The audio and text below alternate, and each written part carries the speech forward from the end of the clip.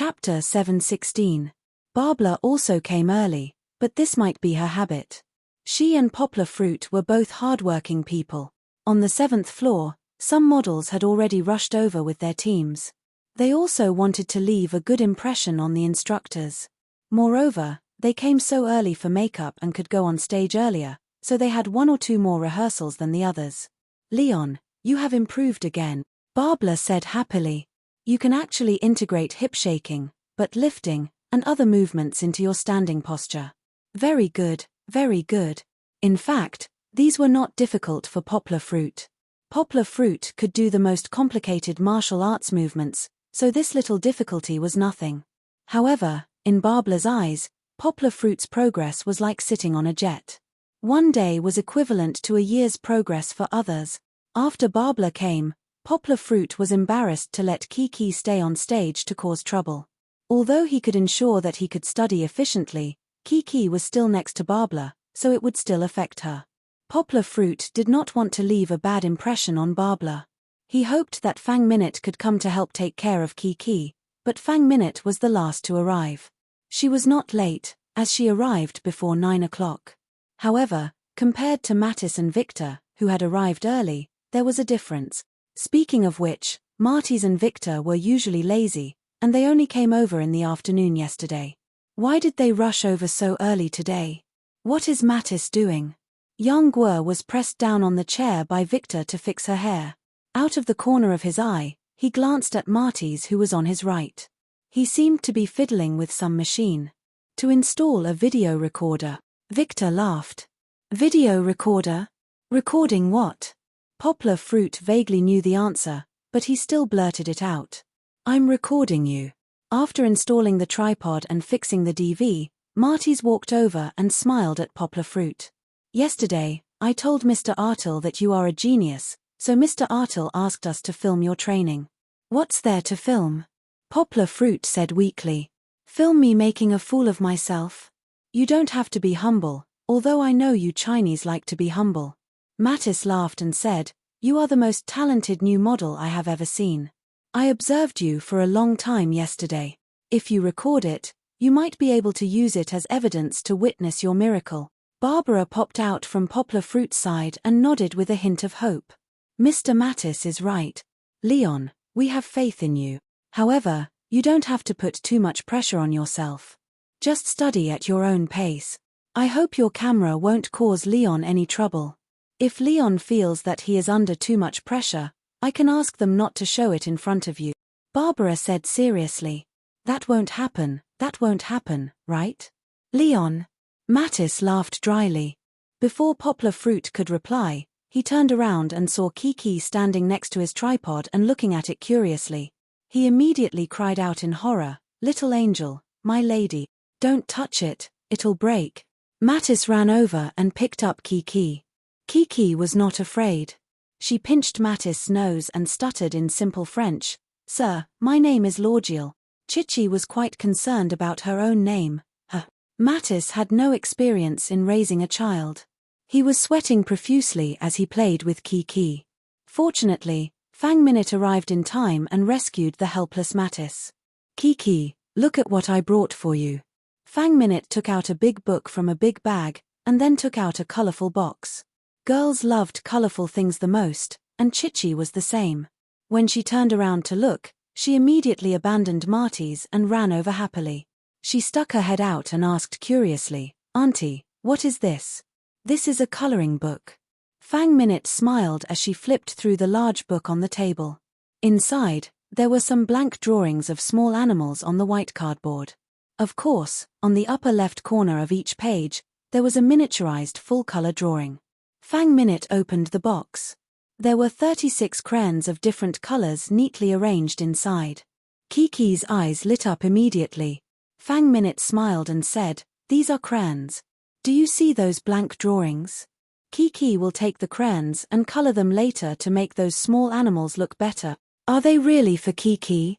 Kiki still couldn't believe it. She blinked her big watery eyes, and the desire in her heart had long been expressed on her face. "Of course." Fang Minute smiled. As soon as her voice fell, Kiki immediately cheered happily and ran to her father's side. She pulled on her father's trousers and told him about her excitement. Kiki is going to draw big flowers and draw beautiful sheep. Poplar Fruit had just finished doing his hair. He looked at Fang Minute gratefully and said, "Sister Fang Minute, you are really considerate."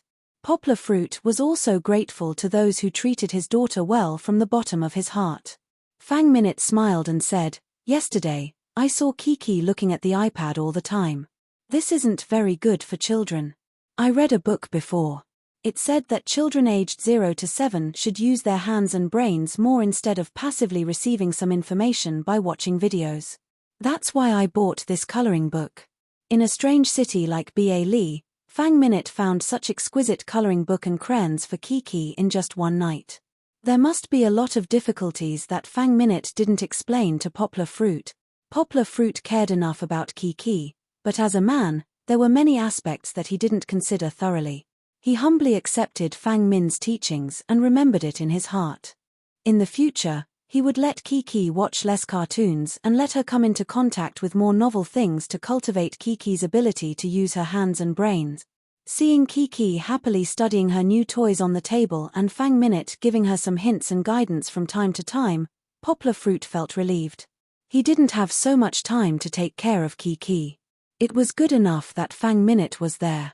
Poplar Fruit went back to the back of the tea stage to change clothes and then began a new day of learning.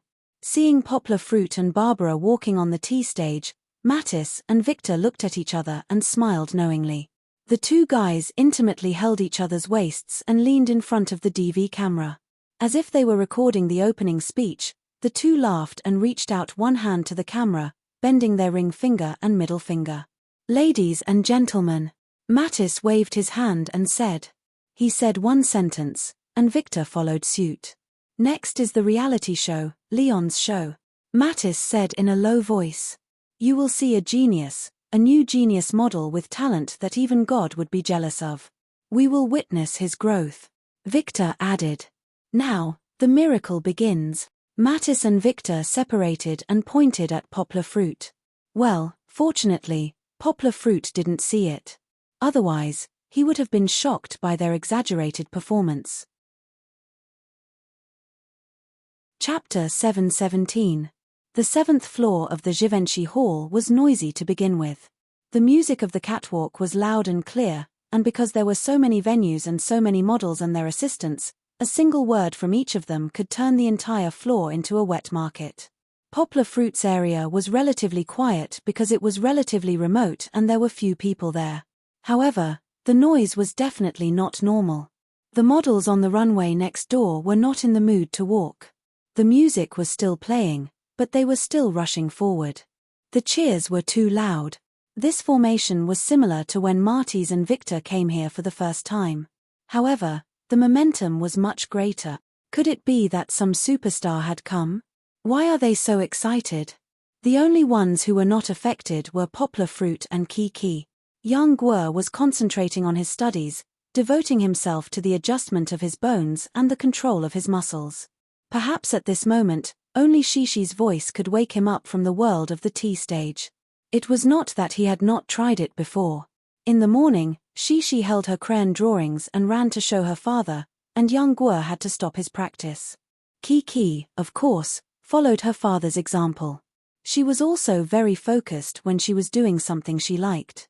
In the afternoon, when she woke up, she started a new journey. This time, she wanted to draw Big Wolf for her father. For this, Aunt Fang Minute asked her to drink water several times, but Kiki was very impatient.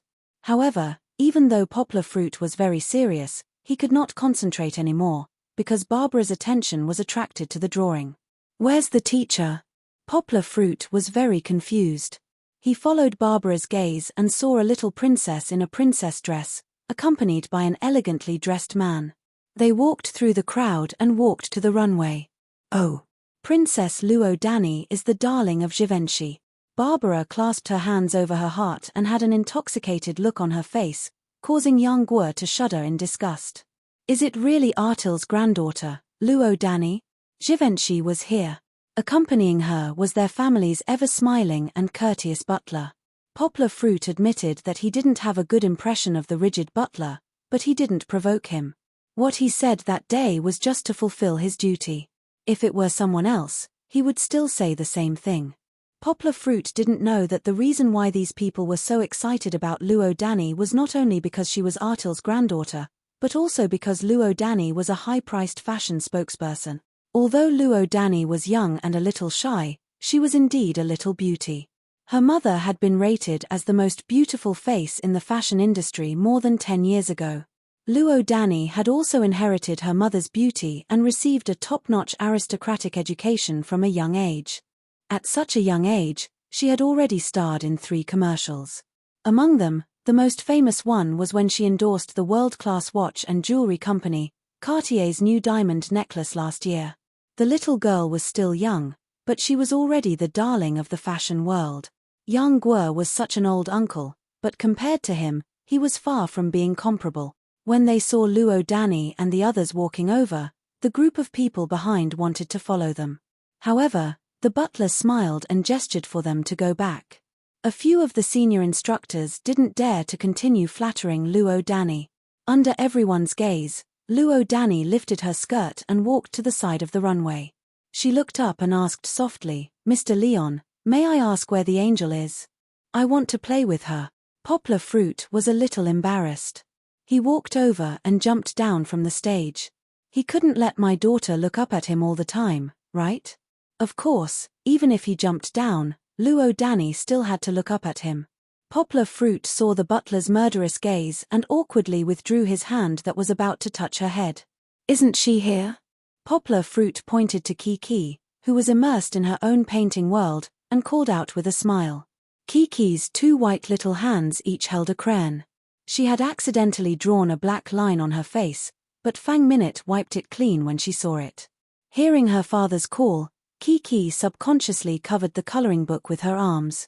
The little girl felt that it was better not to let her father see the unfinished painting. Looking up, Kiki shouted happily, "Luo Dani." It wasn't that Kiki didn't call her sister, but that Westerners generally called people they were familiar with by their names, which made them feel closer. Luo Dani's long skirt was a restraint for her running. After a long time, she slowly moved to the front of Kiki. Kiki had already reached out and called out to her, "Luo Dani, let me show you." Fang Minute could no longer stay calm.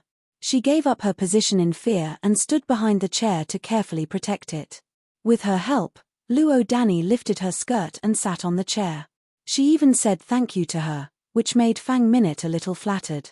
"Wow, is this your painting?" Although Luo Dani was a celebrity, she still had the character of my daughter. When she saw Kiki open the coloring book, she covered her mouth and asked in surprise. "Yes, and no." Kiki thought for a moment and said, "The painting was given to Lorgiel by Auntie, and these colors were painted by Kiki." Of course, there were some complicated explanations that Kiki couldn't understand even in English. She also supplemented it with body movements. Luo Dani had long been accustomed to this kind of communication with Kiki and understood at a glance. "Oh, it's so beautiful," Luo Dani said with some envy. "By the way, who is Lorgiel?" "Lorgiel is me. My name is Lorgiel." Kiki said the last sentence in French. "Dad gave me the name." "Luo Dani, do you want to draw?" The little girl changed the topic so fast that Fang Minute, who was next to her, was a little dizzy. Luo Dani excitedly took Kiki's crayons and happily said, "Okay. Which one should I draw for sister?" Kiki leaned on the table and flipped through the coloring book, pondering, in addition to this big wolf, which one does sister like to draw? Big wolf was Kiki's favorite. She was reluctant to share it with others. "What is big wolf?" "Wow, I like this, big white bear." Luo Dani was no longer a lady. She happily held Kiki's hand and shouted, "How is it a big white bear? It's obviously a polar bear." My daughters began to play with their drawings as if there was no one else around. In fact, Luo Dani's skin was thin, and she was usually very reserved outside. However, she also had a playful heart. Under the influence of Kiki, Luo Dani also became lively. Seeing that they were having fun, Poplar Fruit also felt relieved and went back to the tea stage to continue to study. As for the other people's strange looks, Poplar Fruit naturally disdained to care. Chapter 718. So that Asian man has such a background. Originally, the discussion about poplar fruit on the 7th floor had gradually died down. After all, everyone had their own things to do. However, Luo Danny's arrival put poplar fruit in the center of a whirlpool once again. Of course, they only dared to whisper among a few people. With the Givenchy family around, they didn't dare to slander him loudly unless they didn't want their jobs anymore. He just relied on his connections to get to where he is. Who knows if he betrayed us? Their words were still unpleasant, and all kinds of malicious guesses were exchanged among them. Didn't you see his clumsy performance? I was 100 times better than him when I first went on stage when I was 15. Does that yellow monkey think he can become a model just by relying on his connections? He's too naive. I think we should join forces to boycott him. Forget it. Can an arm be stronger than a thigh? Someone said disdainfully. Speaking of connections, didn't the little princess also rely on her connections? The little girl hasn't even grown up yet and she's already in a big commercial. I really don't know what he's thinking. This was a female model. When she said this, the air was filled with a sour smell. Oh, master, you should be careful. If word gets out, you don't want to stay in this industry anymore. Her assistant pulled her back nervously. I think we should just let him show off. In the modeling industry, strength is everything. If he goes on stage like this, Givenchy will be the one to lose face. Haha. Another circle was secretly discussing. I'm looking forward to going on stage with this yellow monkey, someone said with a laugh. Why? Everyone loathed young Guo, yet his words were so shocking that they couldn't understand. Without the contrast of failure, how can there be the brilliance of a pearl? He proudly raised his head and said, if I go on stage with him, the worse he performs, the better the audience will think I perform. Everyone's eyes lit up, and their hearts began to stir. Poplar Fruit still didn't know that his image among the models had fallen again and again. He had completely degenerated into a clumsy villain who only knew how to rely on his connections to get to where he was. However, even if Poplar Fruit knew about it, he wouldn't take it to heart. No matter how bad their opinion of him was, Poplar Fruit would not try to change it. These people were not important in Poplar Fruit's heart. He was more concerned about becoming a model worthy of Artil's trust. Perhaps, using strength instead of words to give them a slap in the face would be more satisfying. Luo Danny, why didn't you come over yesterday? Kiki handed a crayon to Luo Danny and also helped her draw a few strokes. Luo Danny wasn't as good as Kiki. She couldn't draw and talk at the same time. She paused for a moment, turned to Kiki and said, because I have to go to class. Oh. Are you going to class like Chichi's daddy? Chichi took the opportunity to draw a few more strokes. After she succeeded, her big eyes narrowed into slits as she grinned. Oh, Lordial, you cheated. Luo Danny grabbed Kiki's wrist and shouted angrily. I have a tutor. I have to learn Latin, horse riding, and etiquette. It's so annoying. The little girl pouted and said irritably, I want to play with you. But the housekeeper won't let me play. I can't come out until after class in the morning. Annoying to study? Kiki scratched her head, not quite understanding Luo Danny's troubles. She said in a childish voice, no. Kiki's daddy taught Kiki to speak French. Kiki thought it was very interesting. Luo Danny said with some envy, your daddy is so good. He must be a very gentle and kind person. Hearing others praise her daddy, Kiki laughed happily. She proudly puffed out her chest and said, yes, Kiki's daddy is the best daddy in the world. The two of them drew for a while. Kiki asked, Luo Danny, will you come to play with Kiki in the future? Drawing alone was definitely not as fun as drawing with friends. Luo Danny thought for a moment. She pouted with some uncertainty and said, I don't know yet. I don't know if there are any more trips. I may need to go to Switzerland to participate in some business activities, or I may be asked to stay at home to study by my teacher. I also want to come and play with you, Kiki. Although they didn't speak the same language, Luo Danny felt that Kiki, who was 6 years younger than her, was already her best friend. She was different from her other companions. Chichi was very sincere and unpretentious to her, and she had many wonderful experiences. the difference between the East and the West. When she played with Chichi, she didn't need to wear a mask or pretend to be a lady. In any case, every minute and every second was happy. Kiki was a little unhappy. She took Luo Danny's hand, and the two of them looked like good sisters. She said in a soft voice, "But Kiki wants to play with Luo Danny." "Luo Danny, don't go, okay?" Luo Danny was a little embarrassed. She thought for a moment and said, "No. My butler is very bad. If I don't go, he will tell my daddy." "So bad?" Kiki asked Daddy to beat him. Kiki indignantly looked at the butler, who was standing straight in the distance with a white towel in his hand. She felt that these guys were as bad as Big Bad Wolf. Luo Danny covered her mouth and laughed. She didn't take it seriously, and she didn't think that Kiki's father was very powerful. However, she was still very moved by Kiki's action of protecting her friend. She took Kiki's hand and said, "Kiki, why don't you come with me? Come to my house as a guest, and we can go play together, right?" "But Daddy is not free." Kiki was a little moved. She looked at her father and shook her head regretfully. "It doesn't matter. You tell your father that you will come to my house as a guest for a few days. When you want to go home, you can ask your father to pick you up." Luo Danny said, "I often go to my aunt's house to play." Kiki shook her head without thinking and said, "No. Kiki doesn't want to leave Daddy." If going to Luo Danny's house to play was a tempting cake, then staying by her father's side was a dreamy candy city. Although Kiki liked to play, she didn't dare to imagine how uncomfortable it would be for her to leave her father. One must know that since she was born, except for 1 or 2 times when Sister Bebe came to take care of her, Kiki almost never left her father for a whole day. Especially at night, if her father didn't tell her a bedtime story, Kiki wouldn't be able to sleep. Luo Danny was a little regretful. She sighed like an adult and said, "I really don't know what to do with you. You can't leave Daddy, just like a child." "Kiki is a child," Kiki said with a smile. "Luo Danny, don't be angry.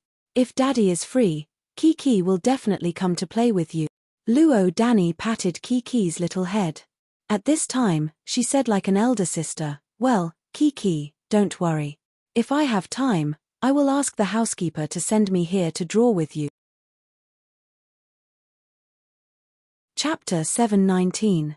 For the past few days, Poplar Fruit had been practicing day and night. Only in the afternoon would he sneak out and use Matisse DV to record videos for the children.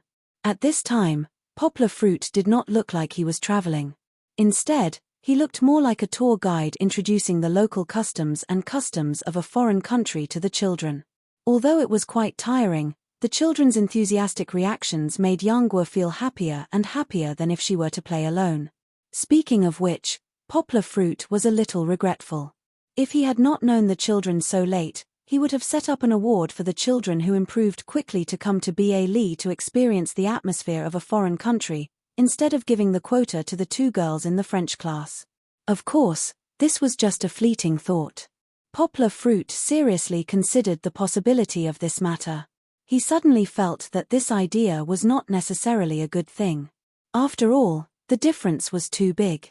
Those children lived in the mountains, just like most Chinese people. They might not have the opportunity to step out of the country in their lifetime. If they were to be impacted by the extravagant lifestyle of a foreign country, they might not have the heart to study when they returned. They should not study so hard for the sake of the award he set up. This goal was wrong. Leaving a memento, allowing them to work hard to surpass themselves, and rely on their own abilities to obtain the life they wanted in the future.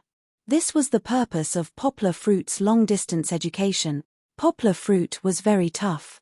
When Fong Beibei and Poplar Fruit video chatted, she also said that she blamed Poplar Fruit for working too hard. He had become tanned and thin. In fact, Poplar Fruit was not that miserable. He was not tanned, but he was a little thinner. That was because Barbara asked him to restrict his diet for the sake of shape. He had to eat those nutritious meals that were hard to swallow. Then, he practiced day and night. During this period, no matter how tough it was, Poplar Fruit would go to the gym to practice boxing. He also used his brain, entering a new field. Poplar Fruit had too much to learn and think about. Of course, he would be a little thinner. However, His body was one step closer to the golden ratio. Fong Beibei's worry and heartache were because of love. When Poplar Fruit told her about his training, he didn't dare to tell her the truth. Even so, Fong Beibei still shed tears of heartache. As a result, Poplar Fruit only dared to report the good news and not the bad news. No matter how much pain and grievances men suffered outside, they had to grit their teeth and bear it by themselves. How could they bring it back and let a woman bear it with them? This was not male chauvinism. This was also love. Because of love, Poplar Fruit had to stand out to block the wind and rain, leaving only the brightest sunshine for Fong Beibei. Yes, Poplar Fruit had been through a lot in the past few days in Ba Li. In other words, he had become the center of the whirlpool in the fashion industry of Ba Li and even the world. Even Givenchy was controversial because of him. It wasn't the criticism of the models. If it was just the criticism and slander of the models, Yang Guo wouldn't have been affected. One day, as usual, he went to the hall to practice with Barbara. When Matisse and the others arrived, they handed Poplar Fruit several fashion newspapers with a gloomy face. With Poplar Fruit's language ability, it was no problem for him to understand these newspapers. He didn't even need to open them. Almost every headline was about him. Fashion degenerates into vanity. Exposure. Givenchy will do anything to open up the Eastern market. Ba Li Fashion Week does not welcome trashy models who rely on connections.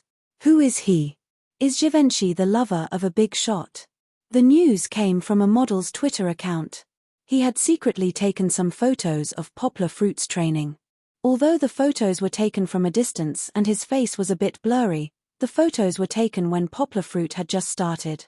From the photos, it could be seen that Poplar Fruit was walking on the runway unsteadily, like a clumsy Donald Duck. Assistant Director Jacques had come to see Poplar Fruit's training yesterday and scolded Poplar Fruit with disdain. Then, he accidentally revealed the inside story that Poplar Fruit had unconditionally occupied a spot in the main show. This caused an uproar on the 7th floor, and also caused the model who had exposed the news to be indignant. After he posted Yang Guo's photo with exaggerated details, he probably regretted it after causing such a huge uproar. In less than 2 hours, he deleted it himself. However, many people had already reposted them. Even if he deleted them, the photos had already been saved. His Twitter account had also been screenshot. Even if Givenchy wanted to settle the matter through public relations, it was impossible. Therefore, Poplar Fruit saw these newspapers the next day. In these newspapers, the reporters at most had photos of Poplar Fruit, but they didn't know who Poplar Fruit was at all. One newspaper even guessed that Poplar Fruit was the Prince of China. There was also a newspaper that was very offensive. It used racial slurs to smear Poplar Fruit and the yellow people behind him. It even said disdainfully, "Those yellow people in East Asia are uncivilized. What do they know about fashion?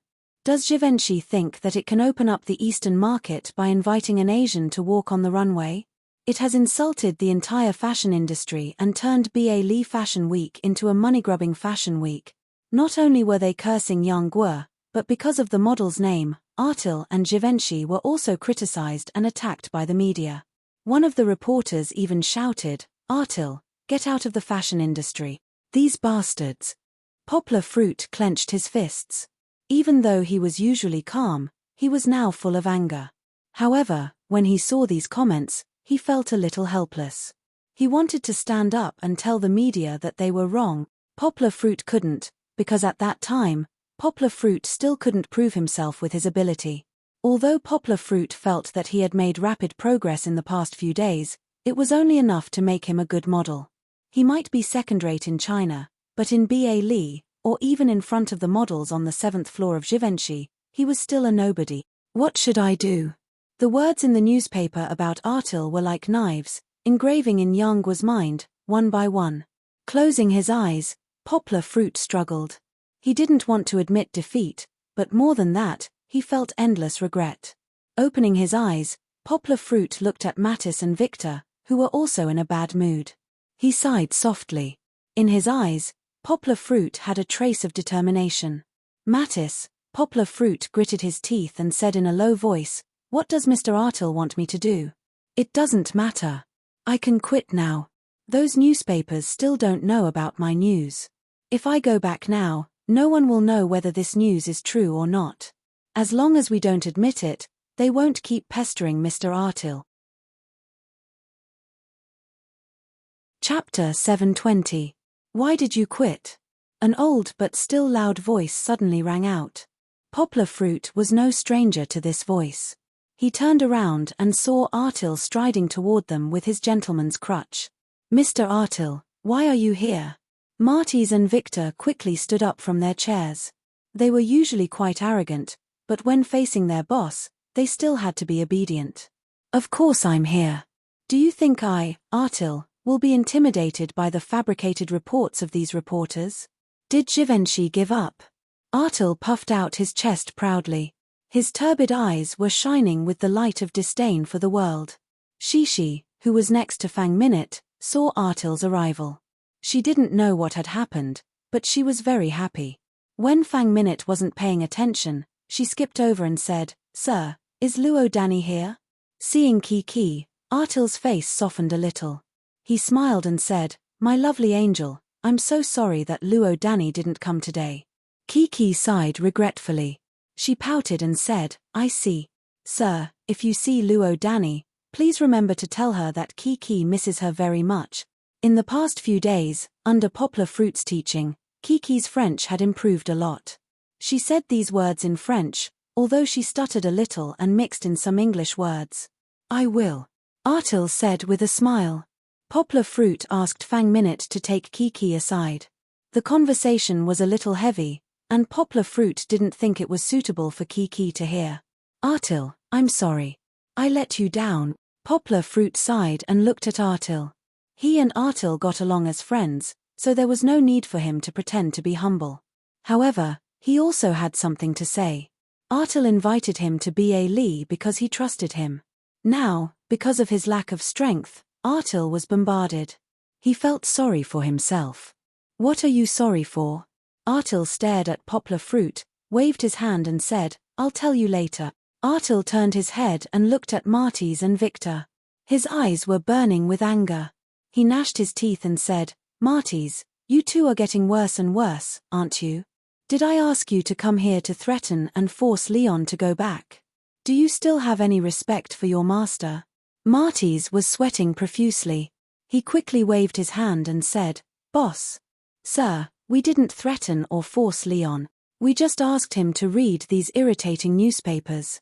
Indeed, when the two of them were fighting for justice, Poplar Fruit suddenly announced that he would quit. Both of them were shocked by Poplar Fruit just now. "Artil, don't blame Martys. I said I would quit," Poplar Fruit also said for Martys. Artil was still angry. He immediately turned to Poplar Fruit and said with disappointment, "Leon, how could you say such a thing? Just a few newspapers made you back off." Poplar Fruit didn't need to be polite with Artil. He waved the newspaper in his hand and pointed at the article that asked Artil to leave the fashion circle. He said, "Hey, Artil, I'm just thinking for you. You're under too much pressure." Artil pulled the newspaper from Poplar Fruit's hand, tore it in half and crumpled it into a ball with disdain, and said, "Street tabloid. If Givenchy is afraid of this kind of gossip, we don't need to open our store anymore." Martys said weakly, "Boss, that's the Sun." Artil threw the newspaper ball into Martys's arms, waved his hand and said, "Throw it away. Leon, don't worry." Artil smiled calmly and said, "I'll take care of these outside things. You just need to focus on your training." "Really?" Poplar Fruit frowned and asked. He was not stupid. Although Artil didn't seem to care, Poplar Fruit still felt that this matter was not simple at all. The news that came out now could be big or small. If someone really wanted to hold on to it, it could be treated as a scandal. Could Artil just ignore the Givenchy board of directors? His name was not Hubert. Duh. Givenchy. He was just a collateral member of the Givenchy family. He was not even the chief designer. Barbara. Artil didn't want to waste time with him. He waved his hand and called Barbara over. He looked at the dark-skinned instructor and restrained his aura. Then he said gently, "Barbara, I've watched the videos these days. You taught very well. Leon has made great progress." Barbara was flattered and said, Thank you, Mr. Artil. This is also because Leon is so talented. I just did my job. Artil tapped his cane and said, You don't have to be humble like Leon. If I say you taught well, then you taught well. Yes, sir. Barbara lowered her head and said. Artil turned his head and said to Poplar Fruit, Leon, I'll take care of the guy who leaked the news. His voice was very serious and firm. He didn't allow Poplar Fruit to plead for mercy. Poplar Fruit hesitated and shook his head. He didn't want to take care of it anymore. But you can't continue to practice here, Artil said. Mr. Artil. Barbara cried anxiously. She had just seen hope from Poplar Fruit. She hurriedly explained to Artil, Mr. Artil, please believe me. Leon can become an excellent supermodel. Please don't, I know. Artil interrupted her and said, I didn't say that he can't practice here. I mean that he can't practice here. Do you understand? More and more reporters are coming here after hearing the news, Artil said. We don't have time to waste on those reporters. So, Leon and Barbara, move to my villa and practice. Mattis suddenly understood. He said admiringly, Boss, you're so wise. We'll tell the public that the report is not true. Then we'll let Leon come out. Then there will be no controversy. Who said I'm going to do that? Artil hit Mattis but with his cane and laughed. No, I'm going to admit it. I'll tell them that Leon was chosen by me. He's the most suitable one for my designs. If anyone is not convinced, I'll see you at the Fashion Week. Overbearing and unreasonable, Artil told everyone with his straight spine that he would never give in. Poplar Fruit was not like what the novelist said. Artil's trust was like being injected with chicken blood. However, he was still a little touched by his friend's support. Gently hammering Artil's arm with the outside of his fist, Poplar Fruit also straightened his chest. He looked at Artil with firm eyes and said loudly, Artil, don't worry. Your vision will be proven. I promise. Chapter 721. In the morning, Poplar Fruit and Kiki quietly avoided the reporters who hadn't arrived yet. They returned to Shangri-La to pack their things, then got into Hey Bro Renault's Rolls-Royce and moved to Artil's villa. As soon as he left, someone came looking for him. The story started in the morning. She didn't have an itinerary today. As a noble, Princess Charlotte didn't need to rehearse like those models. Gucci didn't even need her to walk for the brand's shows. With her fame, it was enough for her to occasionally attend commercial event. So today, she was able to sleep in leisurely and slowly eat breakfast in her room. When Princess Charlotte ate breakfast, she didn't read the newspaper while eating like those middle-aged men in movies. Her good upbringing had taught her to have an elegant eating posture. However, although her posture was elegant, her eyes were sneakily looking around. Princess Charlotte was secretly looking at her two bodyguards, wondering how she could avoid them and sneak out to have fun. If that guy was here, I wouldn't have to rack my brains to avoid Artai and the others. A vigorous shadow that had disappeared for a long time suddenly popped up in Princess Charlotte's head. He's so good at fighting. He knocked down Artai and the rest of them with only a few punches and kicks. Then, I can sneak out and go shopping openly. Sometimes, speak of the devil. Although Poplar Fruit didn't appear in person, Princess Charlotte saw his photo. Hey, Artai, give me that newspaper. Princess Charlotte put down her spoon and pointed at the newspaper that was neatly placed on the desk. Usually, other than her own reports, she didn't seem to take the initiative to look at the newspaper. Artai looked at Princess Charlotte suspiciously and vigilantly. He knew how troublesome his master was. However, as a bodyguard and servant, Artai dutifully handed over the newspaper. Although the photo was blurry, Princess Charlotte could still distinguish Poplar Fruit's figure. It's really him. Even though she was still unsure, she took a look at the contents of the newspaper. Asians, Givenchy, Artil. These keywords were enough for Princess Charlotte to confirm that this unlucky man was the Tsunda she had met 3 times. That's right, Princess Charlotte called Poplar Fruit a Tsunda. Why? This was because Poplar Fruit had bumped into him 3 times, but he hadn't even tried to strike up a conversation with him once. This had caused Princess Charlotte to doubt her own charm. But now, Princess Charlotte blamed it on Poplar Fruit. This man must be too arrogant. He saw me and pretended not to know me. After all, Princess Charlotte was as well known as Prince William in England in Europe. Do you think this is cool? Princess Charlotte thought indignantly. Looking at the sun, which she usually disdained to care about, Princess Charlotte was secretly delighted. Hee, you've been caught red-handed, haven't you? Princess Charlotte somewhat believed the rumors in the newspaper. Poplar Fruit was a prince of some royal family in Asia. Otherwise, how could he have received Givenchy's favor? Princess Charlotte didn't feel any model aura from him. Although Poplar Fruit's figure was pretty good the first time they met, and Poplar Fruit's hairstyle was a lot better the third time they met. But which country's prince was he from? Brunei, Nepal, that country with a lot of sorcerers also had a prince. However, the royal family of Brunei seemed to be more low-key. The royal families of Southeast Asia in Brunei were ugly and short. They were different from the men she had seen before. Princess Charlotte was curious again. She raised her head and asked Atai, do you remember the Asian man who pressed you to the ground in less than a second? Atai's face darkened. She really touched on his sore spot. That experience could be said to be the most humiliating experience he had ever had as a royal bodyguard. And Princess Charlotte still described it in such detail. What did she mean by less than a second? He didn't dare to look at the strange eyes of his companions. He braced himself and nodded. Didn't you go to investigate him? Do you have the report? Let me see. Princess Charlotte said with great interest as she stretched out her hand. Please wait a moment. Atai stood up, pressed his headset, and whispered into the microphone on his collar for a while. After a few minutes, the information was sent to the tablet in his hand. Princess Charlotte took it, and the first thing she saw was a photo. If Poplar Fruit or Matisse were here, they would be surprised to find that this was the photo they took of Poplar Fruit.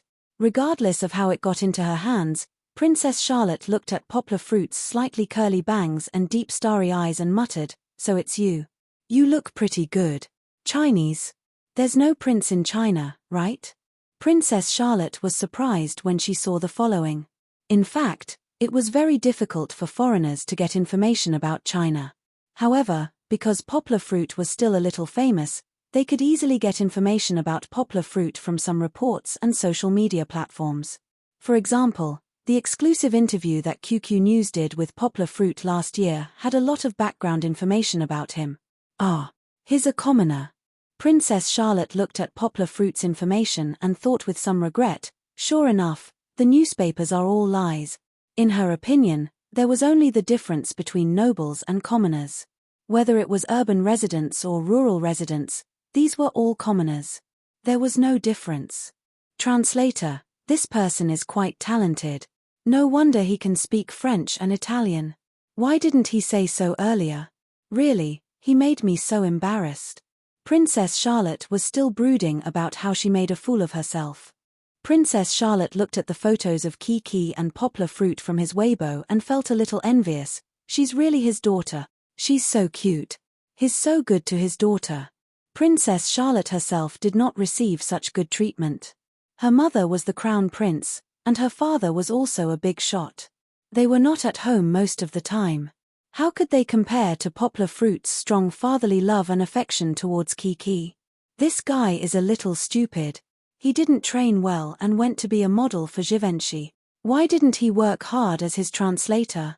Princess Charlotte pursed her lips and thought with some dissatisfaction, he already has a daughter, but he's still so unreliable. No, I have to look for him. In the information in Princess Charlotte's hands, there was Poplar Fruit's room number in the Shangri-La Hotel. Wasn't it just right below her? Her personality was more carefree, and she would do what she wanted to do. Throwing down the newspaper, Princess Charlotte ran to Poplar Fruit's room with 2 bodyguards and knocked on the door. However, she was destined to be disappointed once again. Poplar Fruit had just left with his luggage 15 minutes before she came down. One could only imagine how mad Princess Charlotte would be at this moment. Chapter 722.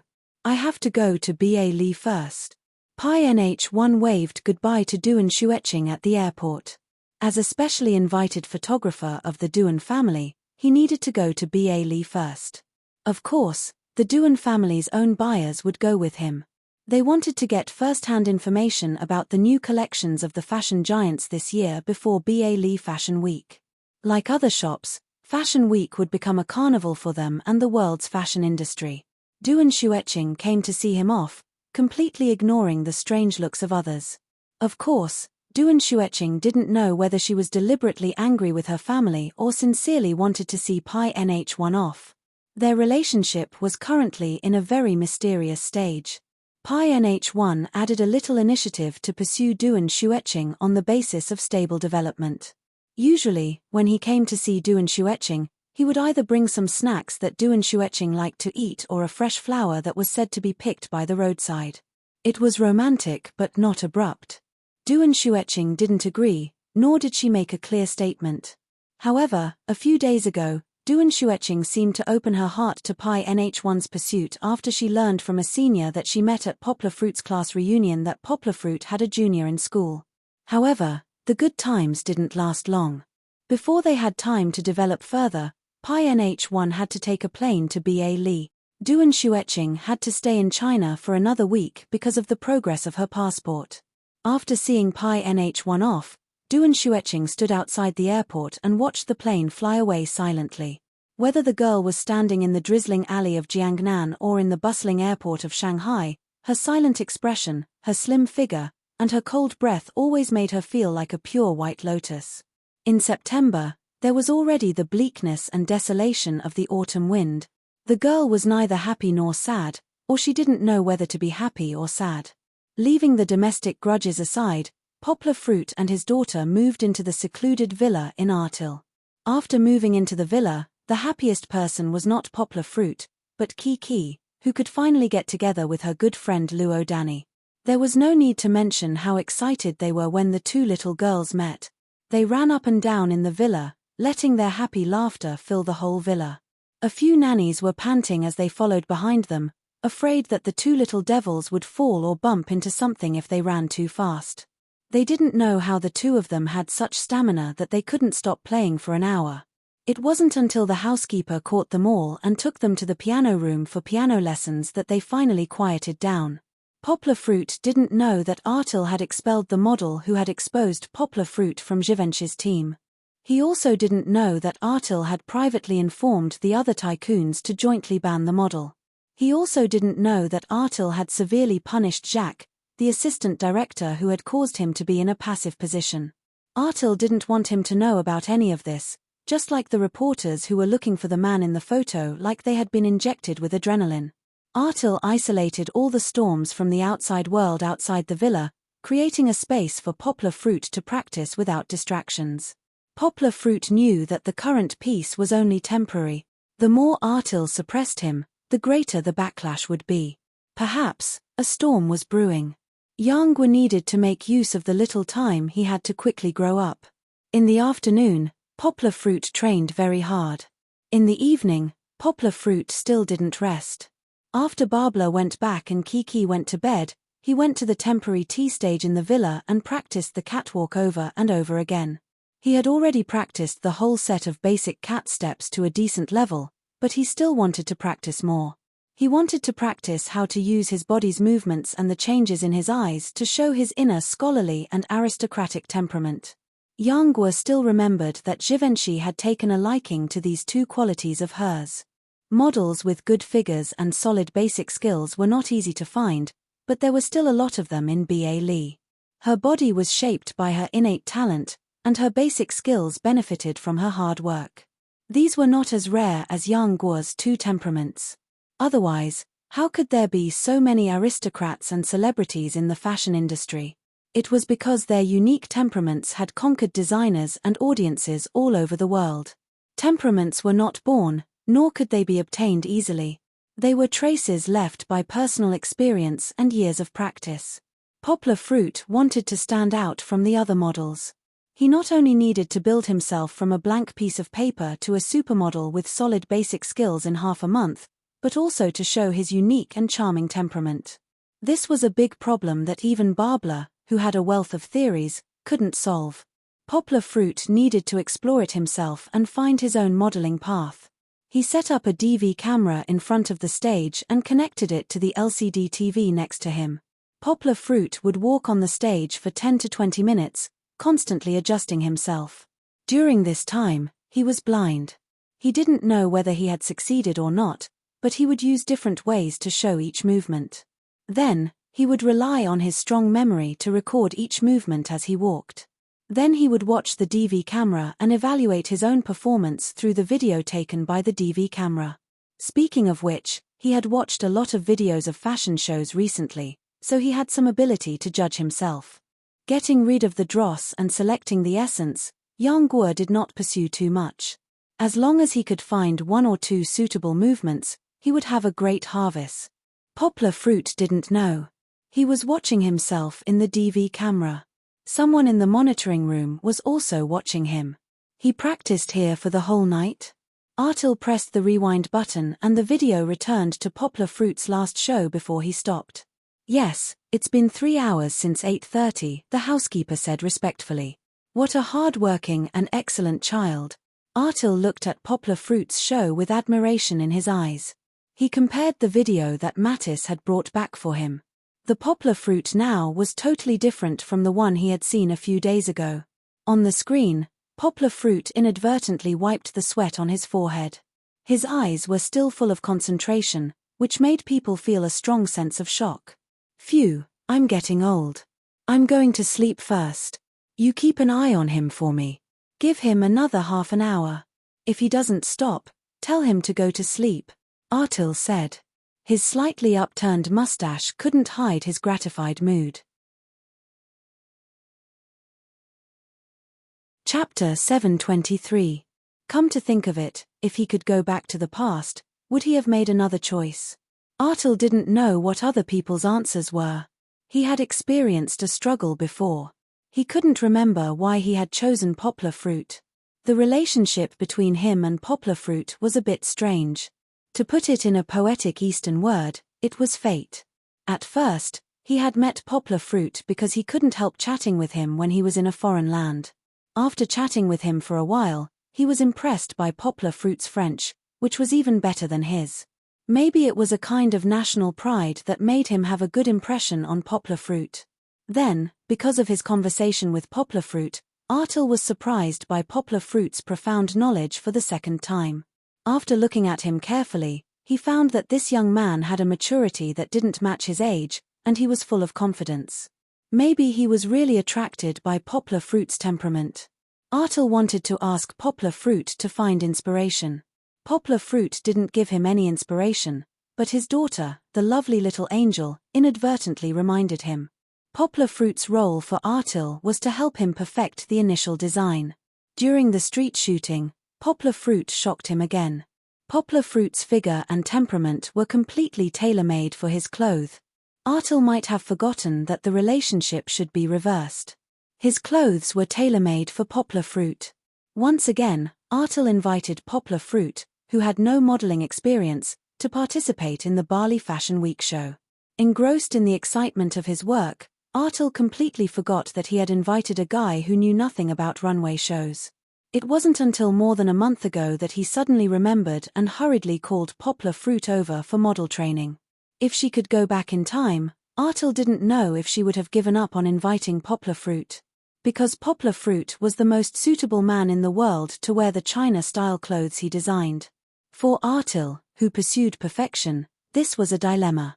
But now, after watching the video of Poplar Fruit practicing at night yesterday, Artil finally made up his mind. He would not regret it anymore.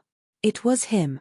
If such a hard-working and talented young man didn't succeed, then there would be no justice in this world.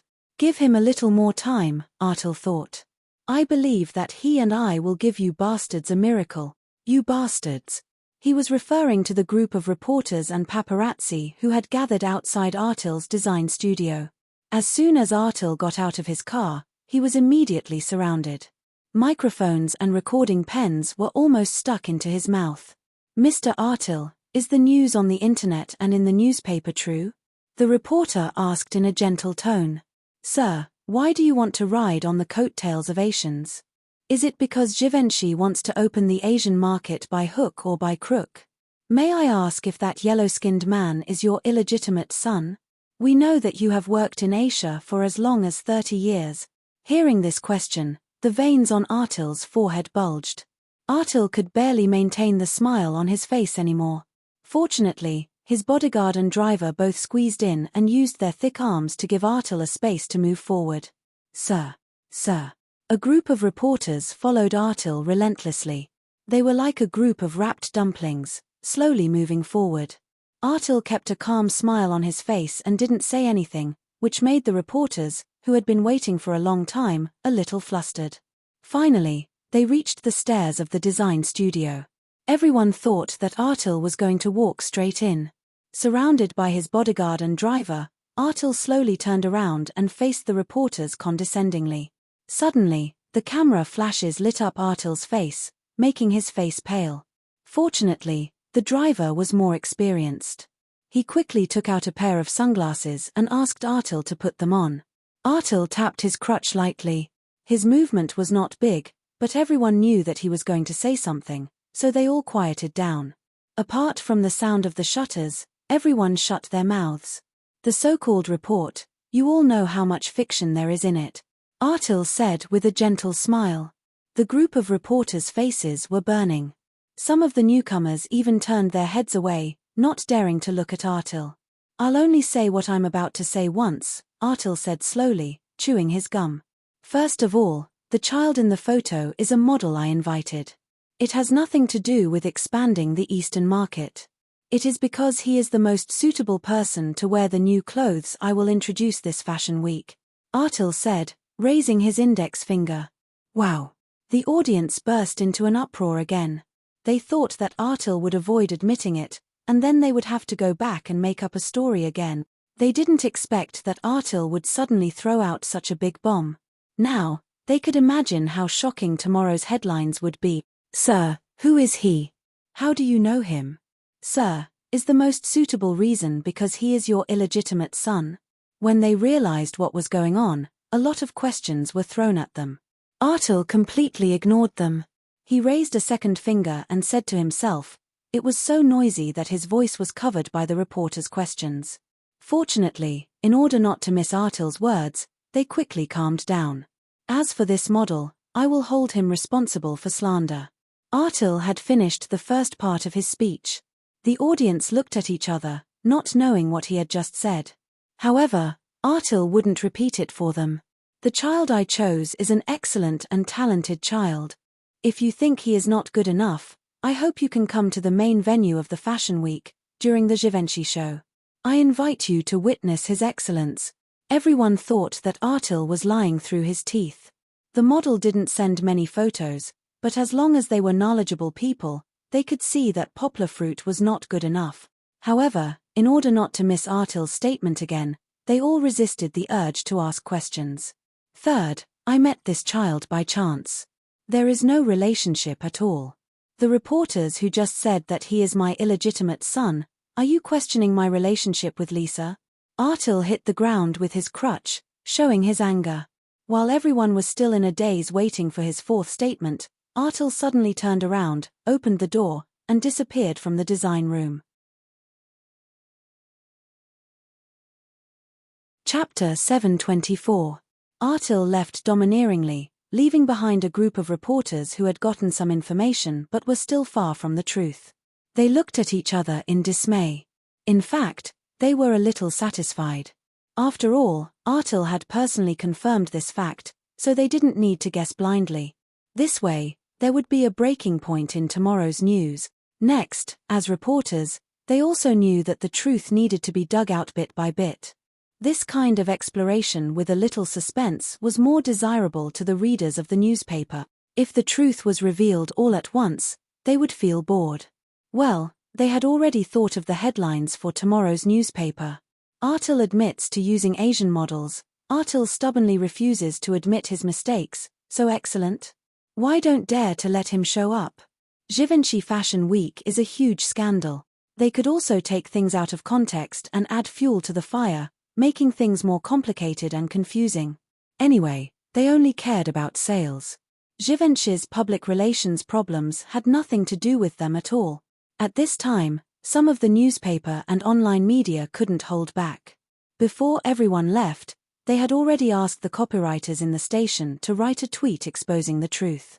The whole of B.A. Lee was once again caught in the storm of public opinion.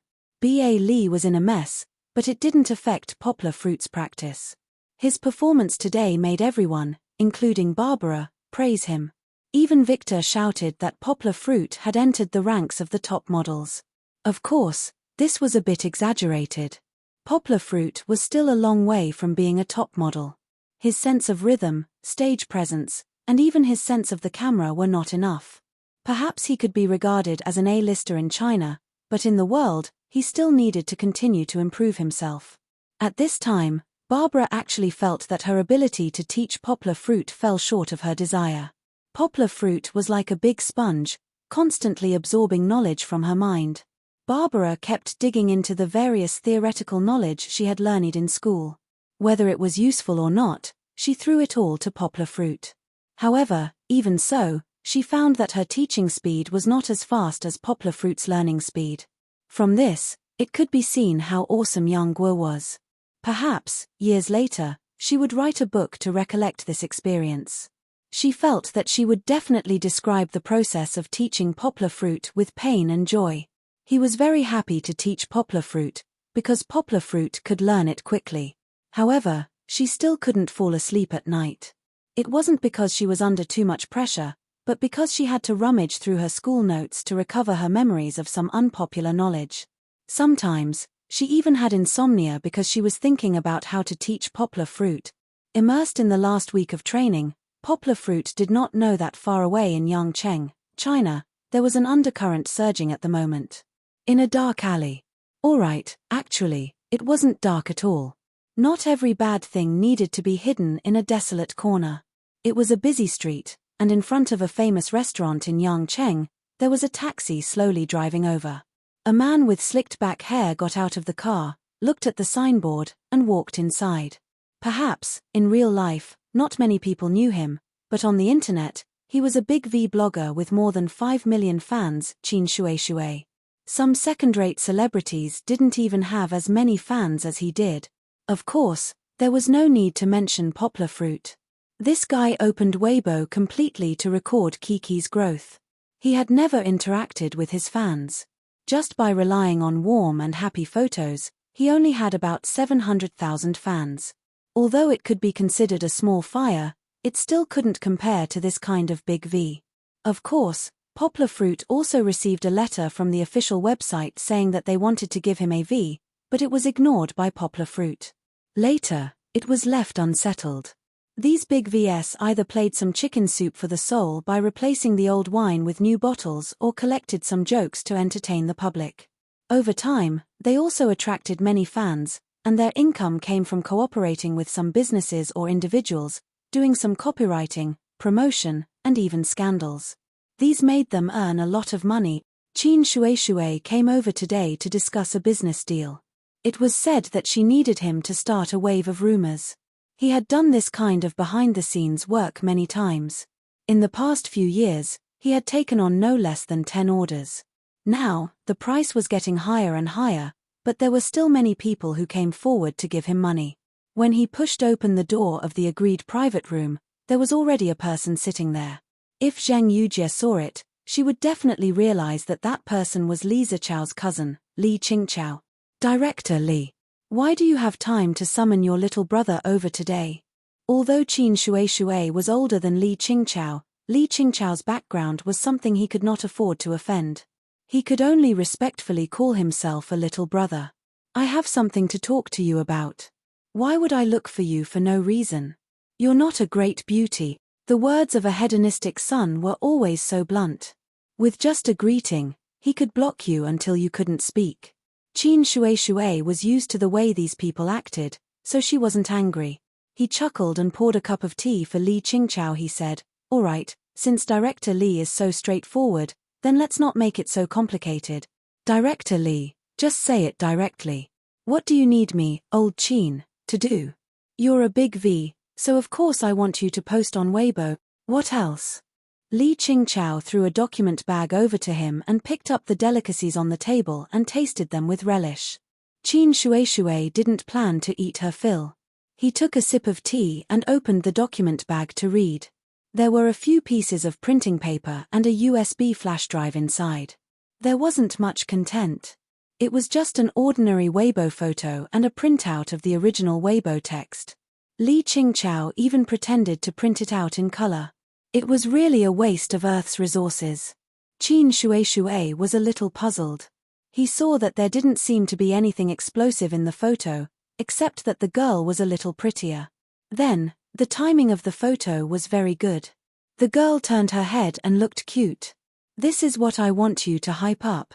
Li Qingchao waved his chopsticks and pointed as he said their information is at the back. In a few days, they will be going abroad to participate in the competition. I want you to let everyone know about this photo on the 27th. Millimeter, you have to make everyone think that this kid is a couple with this woman. Everyone knows. Qin Shuai asked. Li Qingchao's words were really too unpleasant, and it was a little difficult to judge the extent of what he said. The kind that causes a sensation in the country. Everyone is going to spread it like crazy, Li Qingchao said impatiently. Remember, the 27th. Qin Shuai nodded and then looked at Li Qingchao. Li Qingchao rolled his eyes and threw another craft paper document bag over. This time, it was thick. When he opened it, it was filled with banknotes. Li Qingchao said coldly, I know your rules, but I've paid in full.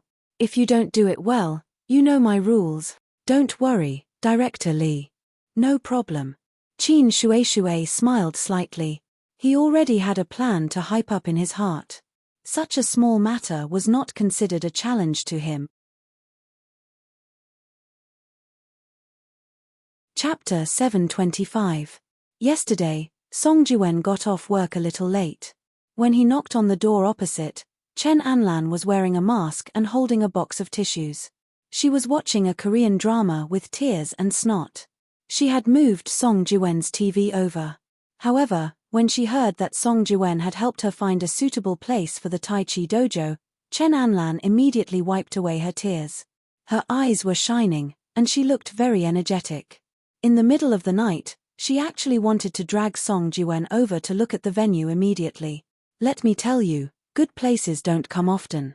Otherwise, you wouldn't have asked people to look for it for more than a month. Chen Anlan muttered to Song Jiwen, if we don't make the first move, someone else will beat us to it. I know. Song Jiwen was wearing sunglasses and driving the Land Rover that Poplar Fruit had left for him. Today, he was wearing a slim-fit, light-colored casual shirt with his sleeves rolled up, revealing his forearms. He looked very capable. Unfortunately, his belly looked a little bit like it ruined his fresh look at the moment. Otherwise, I wouldn't have asked for leave to accompany you today. Song Jiwen said calmly, you're not in a good state of mind right now. You'll suffer a big loss in business. Today, Song Jiwen had actually informed his leader that he would not go to work in the name of going out to investigate. Besides, he was also a deputy section chief, so he didn't have much to do. Otherwise, when he went out for a vacation, he had used up all his holidays. How could he have asked for leave? How could that be? Chen Anlan was like a newborn calf that was not afraid of a tiger. She asked with an unconvinced face, I practiced negotiation in school. In terms of doing business, Chen Anlan had always been blindly confident in herself. Especially compared to Song Jiwen, she always felt that she, who studied economics, was better than Song Jiwen, who was a small bureaucrat who studied languages. Song Jiwen smiled and said, you don't believe me? At that time, if you were nervous and acted as if you had to get that venue, would the other party not increase your price? When negotiating, you have to be calm. You have to hide your desires. Only then can you bargain with the other party. It seemed to make sense. Chen Anlan furrowed his brows and said hesitantly, but what if we bargain too hard and the negotiation fails?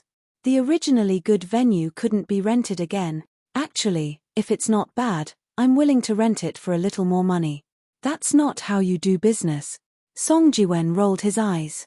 Although the other party couldn't see through his sunglasses, he said, starting a business is different from using your family's money to buy clothes and go shopping. You don't know how to cut costs. You add money here and there. In the end, when you do the math, you'll find that you're doing a losing business. Chen Anlan was really good at being an armchair strategist. After hearing Song Juwen's words and thinking about her own business plan, she felt a little dizzy. Of course, she still listened to Song Juwen's words and felt that it made sense. Isn't your family an official? Chen Anlan was still a little unconvinced. She muttered, "Why do you seem to know more than me?" Although her family ran a martial arts club, it was now a business. Haven't you heard of a saying? Song Juen glanced at her and found that the side of this little girl's face was quite beautiful when she wasn't angry.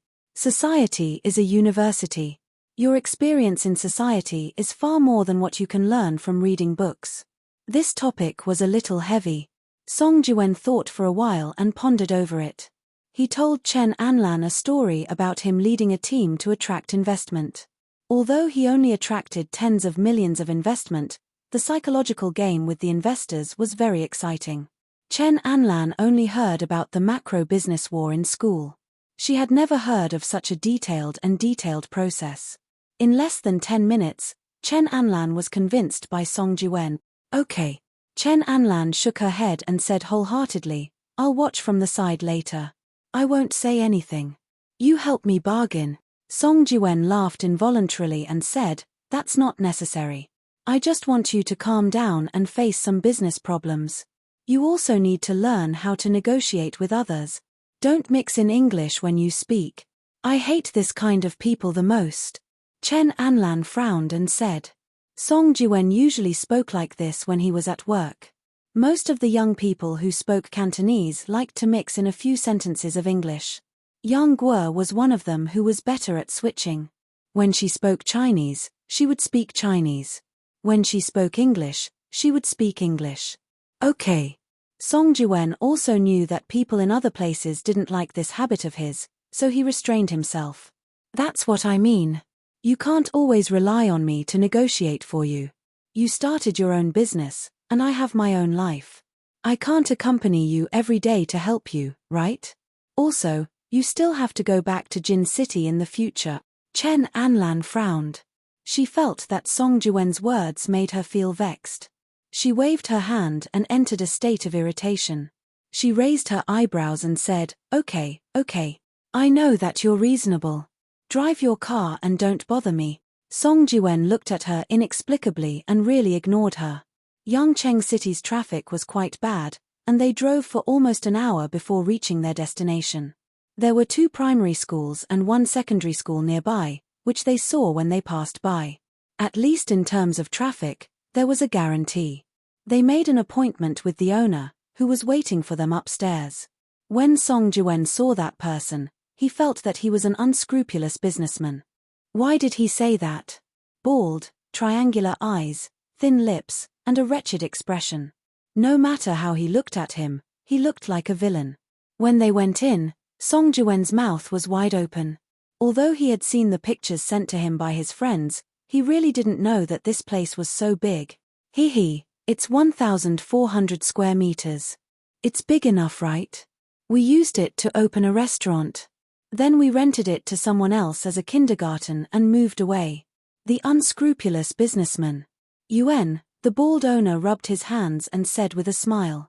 1,400 square meters was definitely an exaggeration. This place was at most the size of 2.5 basketball courts, just over 1,000 square meters. But, according to this location, the rent for such a big place would definitely not be low. When Song Juen was talking to the bald owner, Chen Anlan walked around the place and even looked out the window. She couldn't hide the joy in her eyes. While the bald owner turned around to take a call, she secretly pulled on Song Juwen's clothes and muttered, "Hey, Song Juen, I think this place is not bad. It's the same as my 3rd branch. The location, the size, it's too good." This fellow, did she think that others wouldn't know what she was thinking just because she spoke softly? Song Juen bitterly smiled. He clearly saw the bald owner's gaze sweep across her face. It was so obvious that anyone could see it. Looks like it's going to be hard to negotiate the price for this place. Chapter 726. Half an hour later, Song Jiwen shook hands with the bald owner with a smile and said goodbye to him. However, Chen Anlan did not have a good expression on her face. She swaggered off in front. It was normal for the negotiation to fail. Song Jiwen had expected this. Song Jiwen walked to the front of the car and saw Chen Anlan kicking the tires of the Land Rover gloomily. He smiled and said, "Okay, let's go back." "What are you angry about?" "How can I not be angry?" Chen Anlan muttered, "It wasn't easy to find a suitable place, but you ruined it." Song Jiwen opened the car door and calmly didn't say anything. This made Chen Anlan furious. She opened the car door, climbed in angrily, and turned her face away. Song Jiwen didn't say anything. He knew that he had to avoid the sharp edge at this time. He closed the door and drove away. After a while, Chen Anlan slowly recovered from her anger. After all, she practiced Taiji fist. The calmness of the Taiji fist calmed her temper. "I'm sorry, I shouldn't be angry with you." Chen Anlan apologized. This time, it really wasn't Song Jiwen's fault. Song Jiwen had tried his best to help her negotiate the price, but the other party just wouldn't let it go. Even after they left, the bald owner was still smiling as if he was sure that they would go back. "It's okay." Song Jiwen shook his head. "I know how you feel. But that place isn't suitable for you." Song Jiwen didn't want to tell Chen Anlan that her expression made it impossible to negotiate the price. He had said it once before. It would be too long-winded to say it again. Chen Anlan was an adult. Song Jiwen believed that she would understand when she came to the conclusion. "Why not?" "Because it's expensive?" Chen Anlan asked curiously. She felt that this place was too suitable. It was exactly the same as the third branch of her family. Expensive is one thing, but the main thing is that it's too big, Song Jiwen said as he looked ahead. "Too big?" Chen Anlan asked in confusion. "Didn't you come to Yangcheng to set up a dojo using modern management methods? The more innovative you are, the more you should shrink the scale and reduce the cost of failure," Song Jiwen said. "Didn't you see that when the country wants to carry out reform and opening up or implement new policies, they will always choose one or a few cities as pilot projects? You can't put all your eggs in one basket right from the start. If you do, you won't have the capital to start all over again." Chen Anlan was not convinced and said, "How do you know I won't succeed? There are so many schools nearby. I'm sure many of these children would like to exercise." Chen Zhongdai nodded and said, "You're right. But when you think about it, with such a big place, how many students would be needed to fill it up? Can you teach so many students on your own?" Chen Anlan thought about it and realized that it was indeed the case.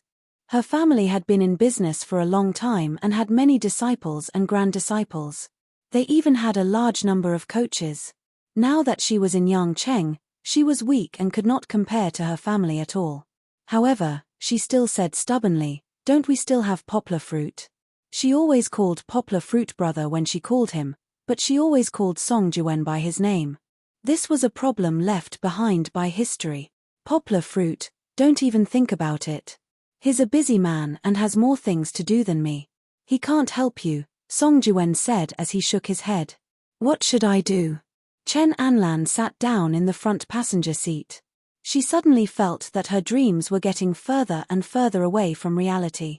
"You have to take one step at a time and eat one bite at a time," Song Jiwen said with a smile. "Changing to a smaller venue will be a good starting point for you." "A smaller venue? When can I find a suitable one?"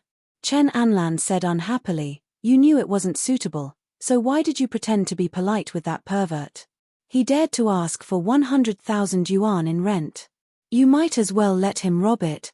The most basic principle of doing business is harmony," Song Jiwen said. "I didn't know if you would insist on this venue, so I couldn't make a promise. Besides, if you don't need it now, how do you know you will need it in the future?" Chen Anlan nodded. She looked out of the car and asked in confusion, "Huh? Aren't you going back? It seems like this road is different from the one we took." The road was still right before, but now she didn't know where it was. Song Jiwen smiled and said, "I didn't say that I would only look at one venue today, right? Coincidentally, there is another venue that we can look at. It's not big," so it might be suitable for you. Really? Chen Anlan sat up happily. She clenched her left hand into a small fist and punched Song Jiwen's arm.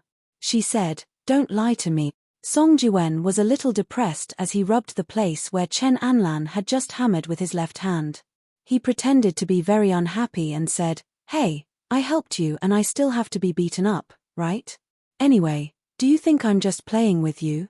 Chen Anlan brushed away Song Jiwen's left hand. She was in a good mood now, so she didn't care about Song Jiwen's arrogance. She rubbed Song Jiwen's arm to please him and said with a smile, "Okay, don't make a fuss. I didn't even use my strength. How can it not hurt?" Song Jiwen continued to say indignantly, "Larogua said that you practice martial arts. I'm just an ordinary person. You can knock me down with a finger. You're a big man. Is it glorious to pretend to be so weak?" Chen Anlan bickered with him. In the midst of their quarrel, they finally arrived at the second venue. It wasn't far from where they lived. It was only about 3 blocks away. If they walked a little further, they could get there in 10 minutes by bike. It's not near the school, but the neighborhood is quite high-end. There are a lot of rich people here. It's a good potential consumer group. Song Jiwen muttered to Chen Anlan when he got off the car. The venue was above a shop facing the street. Maybe it wasn't rented out before, so there were only basic decorations inside. But it was quite suitable for a martial arts center. As long as the floor or tatami was laid out, it could be used directly. It's not big, about 200 square meters. Song Jiwen and Chen Anlan walked to the side and said, "No one rented this place before, so we could get a good price. It's good, but this is a residential area. How can I attract students to sign up?" Chen Anlan frowned and asked with uncertainty, "Originally, I thought that if there were more students in the school, we could set up some QR codes for them to scan. Then we could do some marketing on Weibo and so on. But now it's all old aunties and uncles. They don't understand these things." Song Jiwen laughed and said, "Don't worry, I have an idea. I'll tell you when we get back." Chen Anlan looked at Song Jiwen hesitantly. He curled his lips and said, "Okay, you have to lower the price a little. I'm afraid that we won't be able to earn enough rent after opening." Chapter 727. Pai Nh1 had been in Ba Li for more than a day. When he got off the plane, he was separated from the team. To be exact, he never belonged to the Duan family's team. The hotel he stayed in was relatively shabby and was still in the chaotic 20th district. Although it was better than the 18th district where black people gathered, there were more gangs in Southeast Asia. From time to time, there would be groups of 3 people gathered together and stared at pedestrians with bad intentions. Coming to this romantic city, Pai Nh1 didn't go out to walk. No matter how prosperous and magnificent it was, it seemed to have nothing to do with him. He had been staying in the dim hotel room, waiting for his task to be given. This damn place. Pai Nh1 stood up and twisted his body. He hadn't seen the sun for a long time. The air was damp and smelly. Even if he slept, he couldn't sleep peacefully. He smiled bitterly and shook his head, thinking about his bizarre experience in the past few months. He muttered, "Damn, you have the money to frame others, but you don't have the money to treat me to a hotel. Poor." Knock knock. Knock knock. A dull knocking sound came from the rotten wooden door. Pai Nh1 nervously grabbed the baseball bat next to him and stared at the door with a dignified look. There was no way. This place was too chaotic. He was not sure if there would be a few bandits who would rob travelers. Knock knock knock. The knocking sound was a little impatient. Pai Nh1 slowly moved to the door and gently opened the door. The anti-theft chain was still locked. "Why did you open the door now?" The person who spoke in pure Chinese, which made Pai Nh1 sigh in relief. He also found that the voice was exactly the same as the contact he had contacted on the phone. He closed the door, removed the anti-theft chain, and opened the door again. "Why did you come so late?" Pai Nh1 asked. "There's some news here, so the country plans to change its plan of action. Then, we spent some time preparing some things." The person who came was wearing a black cap and a hoodie, looking mysterious. "All right, what exactly do you want me to do?" Pi NH1 turned his head and said, "You know, I'm not a special agent. I'm afraid that I'll mess up some of your operations." The person didn't answer him at all. He took out a brown paper bag and handed it over. He lowered his voice and said, "This is your mission." The Pi NH1 shook it and made a catcher sound. There seemed to be many small objects inside, but they were probably not keys because they were very light. He opened it. It turned out that there was a USB flash drive, a mobile phone, and a piece of paper. However, this USB flash drive was a little too much. There were 10 or 20 of them. Was he asking him to sell the USB flash drive? What do you mean? Aren't we dealing with poplar fruit? Pi NH1 asked with a frown. There's some information inside. The person said, "You don't have to worry about it. Your task is to send out these USB drives according to the address and contact of the newspaper office. Will they pay attention to me? You know, I can't speak French." Pi NH1 asked. "Speak English. Say that it's a big tip-off about the yellow model of Givenchy. I'm sure that many people will come to you for it," the person said. Pi NH1 was confused. He didn't understand French. When he came to BA Lee, it was as if he was blind and deaf. He didn't know what was going on outside. However, the yellow model should be referring to poplar fruit. He really didn't know what kind of conflict this poplar fruit had with the people behind him. They actually spent so much effort to set up a trap for a few months to deal with him. Okay. Pi NH1 was still very relaxed. Although this tip-off was not very moral, at least there was no concern for his personal safety. "After you finish this, you can go back to the hotel," the person said in a low voice. "Hurry up. You only have tomorrow." Pi NH1 was stunned. He nodded and said, "Okay. But you have to promise me that you won't do anything to Duan Shuetching. Let's talk about it later." The person waved his sleeves and turned to leave. Pi NH1 was stunned for a while. He gently opened the door and looked outside. The spiral staircase was empty. There was no trace of anyone who had been there. The mysterious person came and went without a trace, just like when he came. After sitting in the room for a long time and eating a few mouthfuls of the croissant for dinner, Pi NH1 turned his head and looked at the bulging craft paper bag. After hesitating for a while, Pi NH1 took out a USB flash drive. He then took out the computer that he had brought to deal with the photos, turned it on, and plugged it in. In the USB flash drive, there was a Word document with a lot of photos. Pi NH1 clicked on the photos and saw that they were all of poplar fruit. Some of them were taken from Weibo, and the watermarks on them had not been removed. Pi NH1 curled his lips. He thought that these people were too amateur. Some of them were screenshots of a store's surveillance video. He could tell that the man in the video was poplar fruit, but he didn't know the other foreign old man. There were also a lot of candid photos. It seemed that the person who took the photos was quite skilled. Pi NH1 gave him a thumbs up in his heart. The angle and clarity of the photos were very good. Some of the candid photos were of poplar fruit himself, while others were of him and other beautiful women. He had to admit that the quality of the beautiful women that poplar fruit knew was really good. They were comparable to Duan Shuetching. Oh! Pi NH1's pupils shrank slightly. On his computer screen, there was a photo of Duan Shuetching. Pi NH1 took a deep breath and continued to look. Looking at some of the photos of poplar fruit and Duan Shuetching, Pi NH1's face was a little pale. Although Duan Shuetching's expression was still cold, that pair of affectionate eyes made him feel as if a knife was piercing his heart. He only had Duan Shuetching in his eyes, and poplar fruit had long been out of his range of attention. If he looked carefully, with his experience, he would definitely be able to see that poplar fruit's eyes when he looked at Duan Shuetching were actually very pure. His bright smile was not pretentious at all. In fact, it was just a normal behavior between friends.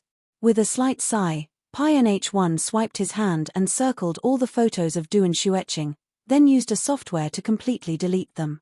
He then opened the Word document. It was full of French. Fortunately, there were photos interspersed in it. Pi NH1 could guess that this was poplar fruit's blackmail material. He also found the part about Duan Shuetching and mercilessly deleted it. Not only that, He also backed up all the files in the USB drive to his computer. Then, he patiently reformatted the rest of the USB drive, and copied and pasted the backup files on his computer. There were more than 20 USB drives. Pi NH1 busied himself for more than 2 hours before he finished. He did not mind that the bread next to him was already cold. He picked it up and wolfed it down. "Xiao Duan, this is all I can do," Pi NH1 murmured as he looked at the computer screen. On the computer screen, there was a single photo of Duan Xueqing. She stood slim and graceful among the flowers with a smile on her face. This was the only photo of her smiling that Pi NH1 could find.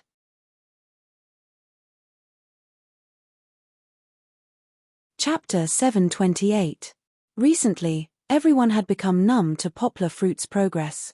Even Victor, who had gone out for a private job a few days ago, looked at Poplar Fruit calmly and said, "Oh? Great progress. That's normal. It would be abnormal if there weren't any big changes." Barbara was still teaching Poplar Fruit theory, but she was no longer the only one teaching Poplar Fruit. Artil knew Barbara's weakness when it came to stage experience, so he called another instructor from Givenchy. It was Giselle. That's right. She was the tall woman who had pointed at Poplar Fruit's nose and said that she would keep an eye on Poplar Fruit. Giselle was called because she was a model who had won the title of Miss World. She had even been a frequent guest of Vogue when she had been active. Giselle's experience on stage was more than that of all the Givenchy instructors combined. Giselle and Barbara were polar opposites. Giselle had a lot of practical experience, but she didn't have enough basic knowledge because of her low education. Giselle could be called a fashion encyclopedia. She had been sent from a traditional academy, but had never really been on stage. However, Barbara's theory was not as convincing as Giselle's experience. Therefore, in Givenchy's headquarters, Giselle was fanatically supported by models, while Barbara was at the bottom of the pack. Artil called Giselle to make up for Poplar Fruit's lack of experience. Giselle and Barbara each taught Poplar Fruit for half a day, so they could complement each other to a certain extent. Of course, when Giselle came to the villa for the first time and saw Poplar Fruit, she was full of disdain. In her eyes, Poplar Fruit was a bully. Although the model driven away by Artil had nothing to do with her, she was also a model, so she had a common enemy. Although Giselle didn't give Poplar Fruit any face, Poplar Fruit still humbly asked her for advice. At this time, he didn't have time to argue with Giselle. He needed to seize every minute, every second, and every opportunity to learn and enrich himself. Otherwise, when the time came for the Bali Fashion Week, how could he prove himself? However, Giselle's dislike of Poplar Fruit came from her misunderstanding of the Poplar Fruit, and not because she wanted to target Poplar Fruit. Just like when she pointed at Poplar Fruit and said, "I'll be watching you." In fact, she still wanted to use strength to decide who was the hero. "If you're not good enough and you're still on this seemingly sacred tea stage, then I'm sorry, Giselle will scold you to no end. If your strength is recognized by her, then she will still treat you as a friend." Of course, Poplar Fruit was the latter. In less than an hour, Poplar Fruit had convinced Giselle with his progress and talent. It was every coach's fortune to be able to meet such a student. Giselle wouldn't let go of Poplar Fruit. She did her best. Although she was shouting until her voice was hoarse, she was still in high spirits and didn't feel tired at all. Learning from Giselle, Poplar Fruit seemed to have opened up a new world in front of him. Wasn't his sense of stage performance very weak? In fact, most models were the same. When they walked on the runway, they were generally required to be expressionless. Otherwise, if they showed too much of themselves, they would steal the audience's attention from the clothes. The only things that could affect the stage performance were the model's figure, temperament, and eyes. The first two changes didn't happen overnight. Giselle's change started from the look in his eyes. Originally, Barbara had taught Yangguo how to be calm and indifferent, but Giselle had made Yangguo break this convention. Coldness, laughter, sadness, confidence, and determination, all kinds of emotions were expressed through the eyes. She didn't care how bad Poplar Fruit's acting was. She just wanted Poplar Fruit to create a pair of eyes that could speak in all kinds of extreme emotions. A pair of eyes that could express the mood of the tea stage according to the needs of the clothes and then adapt to it. They could firmly control the atmosphere of the tea stage. If they wanted it sad, it would be sad. If they wanted it happy, it would be happy. If it were Poplar Fruit's friend, the new internet celebrity, actor Chae-in-juan's performance would probably be much better than Poplar Fruit's. In the end, Poplar Fruit still lacked a little dramatic performance ability. However, Poplar Fruit had an advantage. When his talent couldn't make up for the gap, he still had extraordinary efforts to push him forward. At night, Poplar Fruit would find some performance books to read and then ponder in front of the mirror for a few hours. The next day, Gazelle came again and saw that Poplar Fruit had improved by leaps and bounds. In addition to the stage performance, Poplar Fruit's sense of rhythm was very bad, which was related to his poor sense of music. Every time Poplar Fruit listened to the soundtrack from the stereo, his own rhythm was different. It was difficult to correct. Barbara tried for several days, but couldn't do it.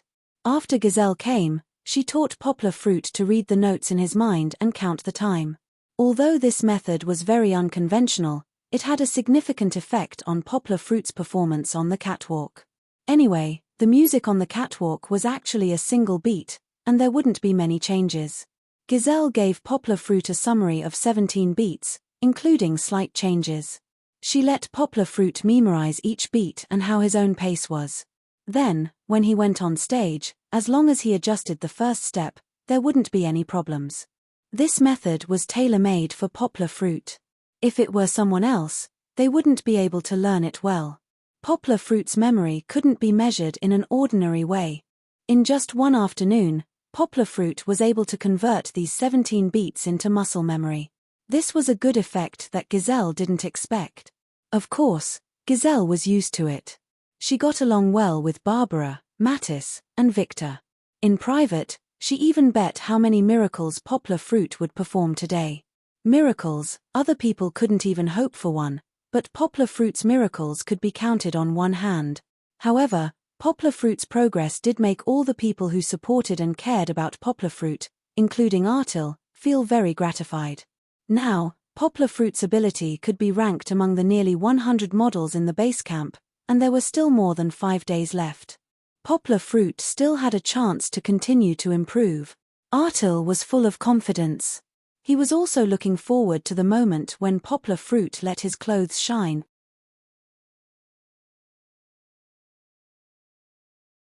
Chapter 729. Carrying a heavy backpack, Pi NH1 appeared on the streets of Ba. After leaving the chaotic neighborhood, Pi NH1 finally breathed a sigh of relief. His backpack contained his laptop and camera. These were his most valuable possessions since he came to Ba. It was fine to leave his clothes in the hotel, but Pi NH1 felt that leaving his laptop in the hotel would put him in danger of being burglarized. Pi NH1 was not in a hurry to go to the place he had agreed to meet.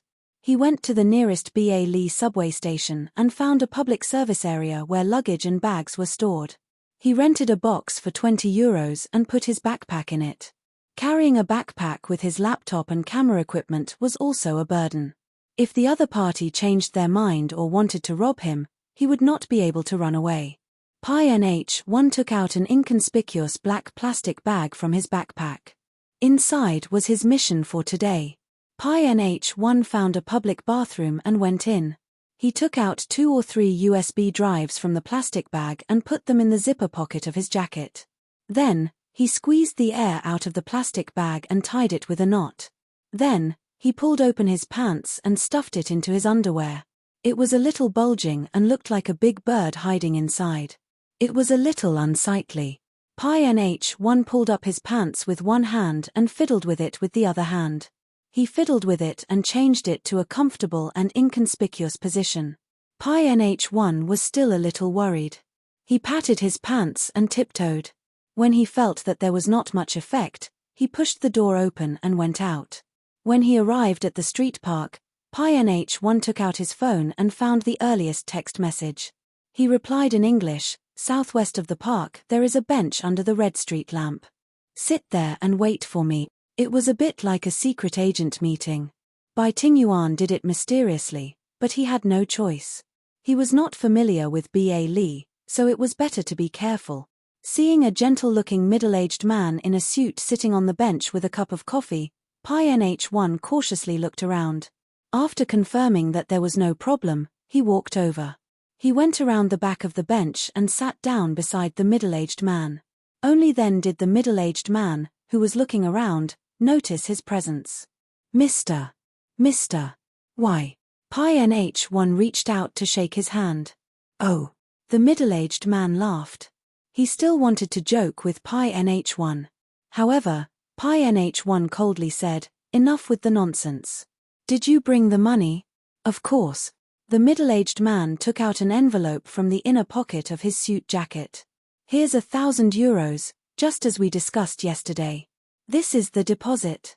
The other half will be given to you after we release the news." Pi NH1 took it and opened the envelope. There were 2 purple 500 yuan notes inside. Pi NH1 took out one and rubbed it with his fingers. The texture was good, and there were bumps on it. It was the same as the verification method he learned on the internet. "Why, I also need to check the goods." The middle-aged reporter was probably used to this kind of business. He smiled in a relaxed manner and spoke with his strange accent in English. Pi NH1 did not say much. He took out a USB flash drive from his left pocket and handed it over. The middle-aged man shrugged. He also took out his phone and connected the USB flash drive with an OTG cable. He clicked on a few pictures to take a look. "Is it him? Their bodies look very similar." The middle-aged man still had some doubts until he saw the picture of Artil and Poplar Fruit standing together. "Oh, my God!" He could not help but exclaim. "If it's just these few pictures, I wouldn't ask for such a high price." Pi NH1 shrugged and said, "Look at that document." The middle-aged man opened it and was shocked again. "It's so detailed. Why, how did you do it?" Pi NH1 smiled and did not answer the question. "I said before that the USB flash drive's information is worth more than the price." The middle-aged man shrugged. This seemed to be his signature move. He only skimmed through it briefly and already felt the value of the USB flash drive. It was more than €2,000. Even if it was multiplied by 2 or 3, he would still be willing to pay. One had to know that the information inside, if used properly, could make the headlines of his newspaper company for a week. Of course, the middle-aged man would not tell Pi NH1 the truth. He secretly rejoiced in his heart. The Chinese are really stupid. Such valuable information was sold at such a low price. "I've made a fortune this time." Since he had made a fortune, he was in a good mood. He happily took out a second envelope and handed it to Pi NH1. He smiled and said, "My friend, I've already verified this information. Overall, it's not bad, so I don't have to wait for it to be published. This is the last half of the money, take it." Pi NH1 took it expressionlessly.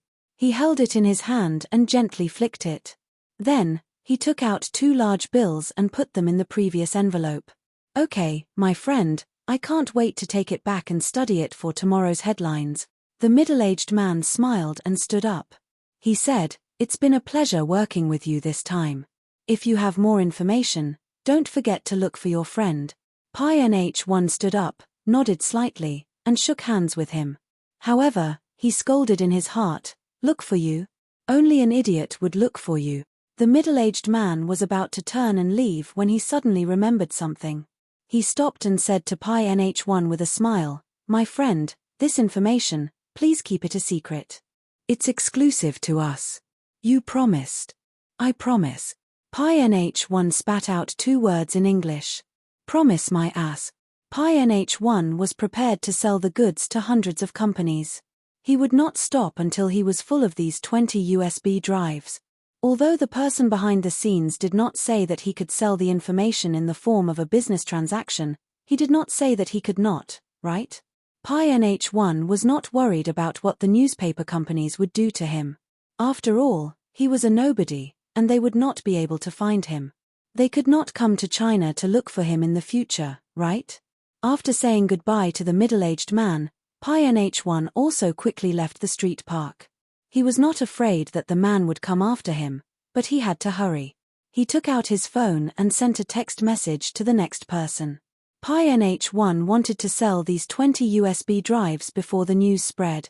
Behind Pi NH1, on a pedestrian bridge, 2 men in black stood there with cameras. Is this guy reliable? It took him 2 months. He's okay, but he's a bit stubborn. I'm afraid that he will betray us. It seems like he's a romantic. What are you afraid of? Now that we have these photos, he will die even if he betrays us. Besides, he's a chess piece. He will be thrown away after 2 more uses. What are you worried about? Hee hee.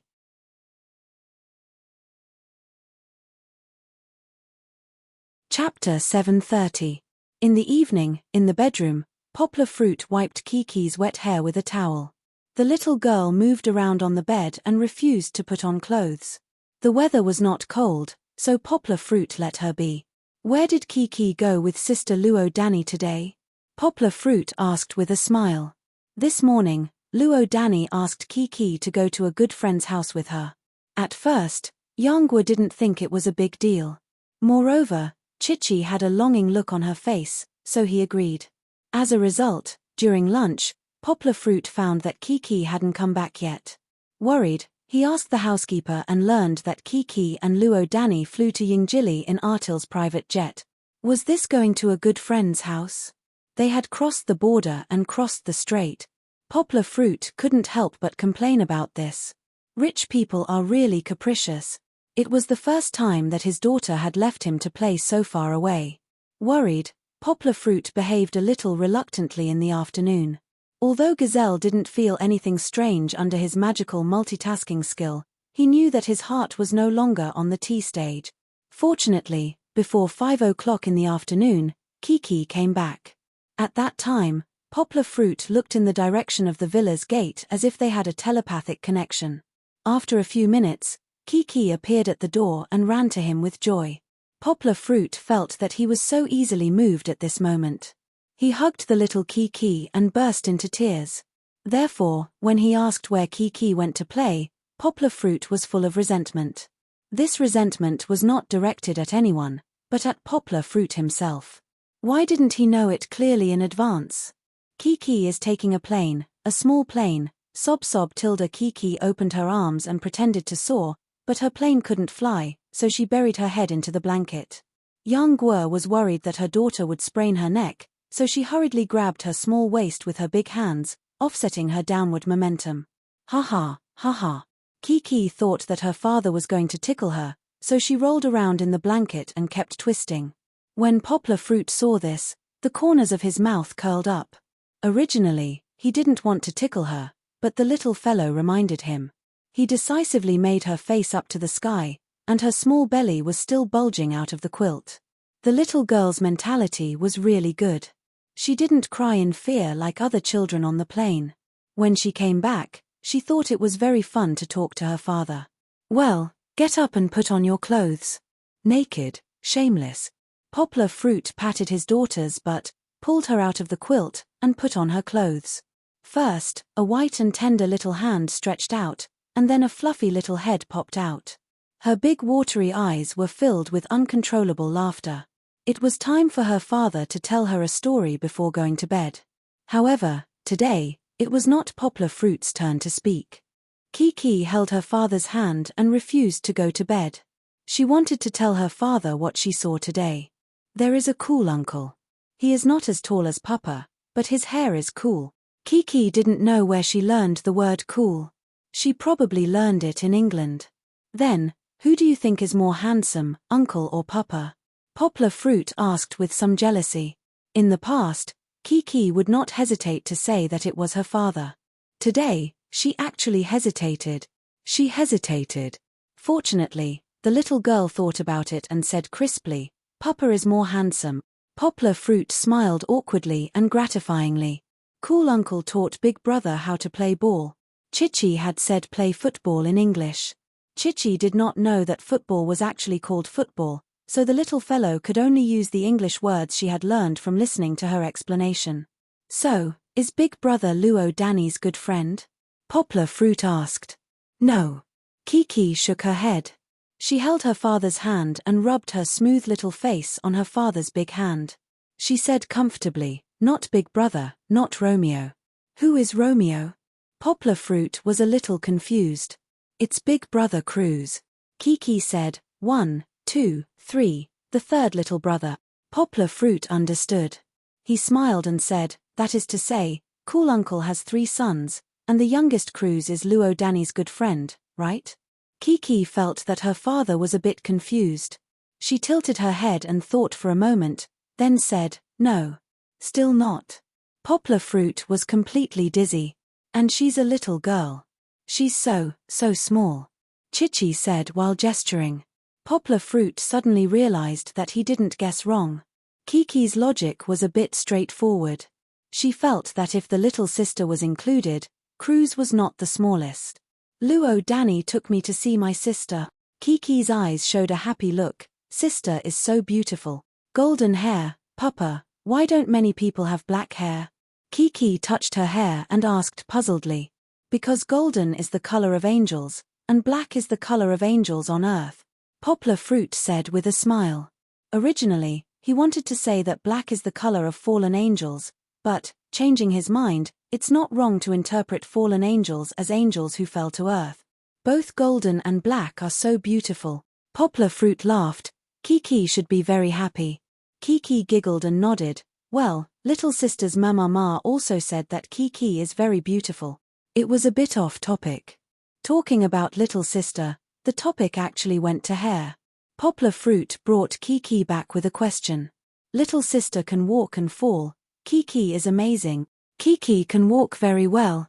Kiki said, little sister is also biting something soft. Kiki didn't know what that thing was called. Poplar Fruit looked at her gesture and laughed. He guessed that it was the pacifier that babies used to grind their teeth. Poplar Fruit laughed. When Kiki was little sister's age, she would also bite it. Tilda Kiki shyly covered her eyes, shook her head and shamelessly said, Kiki didn't. Poplar Fruit laughed heartily. Kiki didn't want to. She got up and wanted to cover her father's mouth. After playing for a while, Kiki was also sleepy. She lied on the bed with her eyes in a daze and told her father about the other things that happened today. Kiki, go to sleep. Don't talk. Daddy is here with you. Kiki, who was about to fall asleep, was very dependent on her father. She held Poplar Fruit's hand and didn't let go. Poplar Fruit always stayed with her until she fell asleep. Papa. Kiki murmured. Kiki also wants a little sister. Kiki's voice became softer and softer, and the last part was almost inaudible. Was she talking in her sleep? Poplar Fruit smiled bitterly and used his other hand to brush away Kiki's bangs on her forehead. Of all things, I want a little sister. Poplar Fruit looked kindly at his daughter, who was gradually falling asleep, and thought to himself, Daddy has suffered a lot to raise you. Do you want another one? Fong Beibei's appearance appeared in his mind, and the corner of his mouth revealed a smile. Even if you want, you have to ask the baby to agree to it.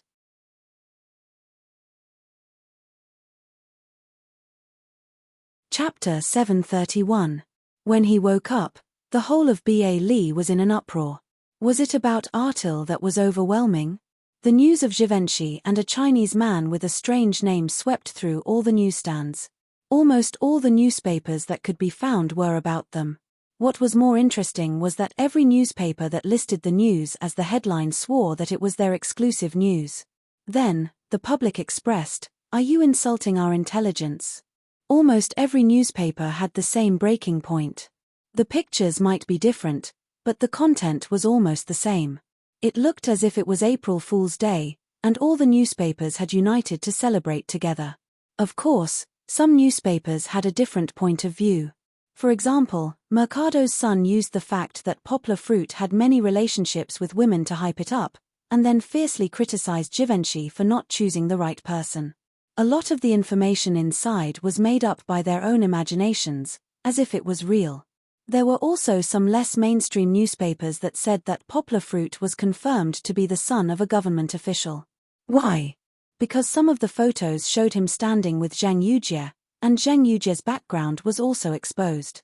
She was the descendant of a high-ranking Chinese official, and it was speculated that Poplar Fruit was also the son of a government official. This was also used as ironclad evidence that Givenchy wanted to bribe a high-ranking Chinese official and enter the Chinese market through crooked means. Even so, the content of their articles was more or less the same. This also led to a lot of internal arguments in many newspapers. Didn't you say it was an exclusive news? Are you out of your mind? Your bonus for this year is gone, and I'll deduct 2 months of your salary. Go back and reflect on yourself. Many reporters who were cheated by Pi NH1 and the people behind him hated him to the core. They gritted their teeth and wanted to drag him out and chop him into pieces. However, they could not find Pi NH1.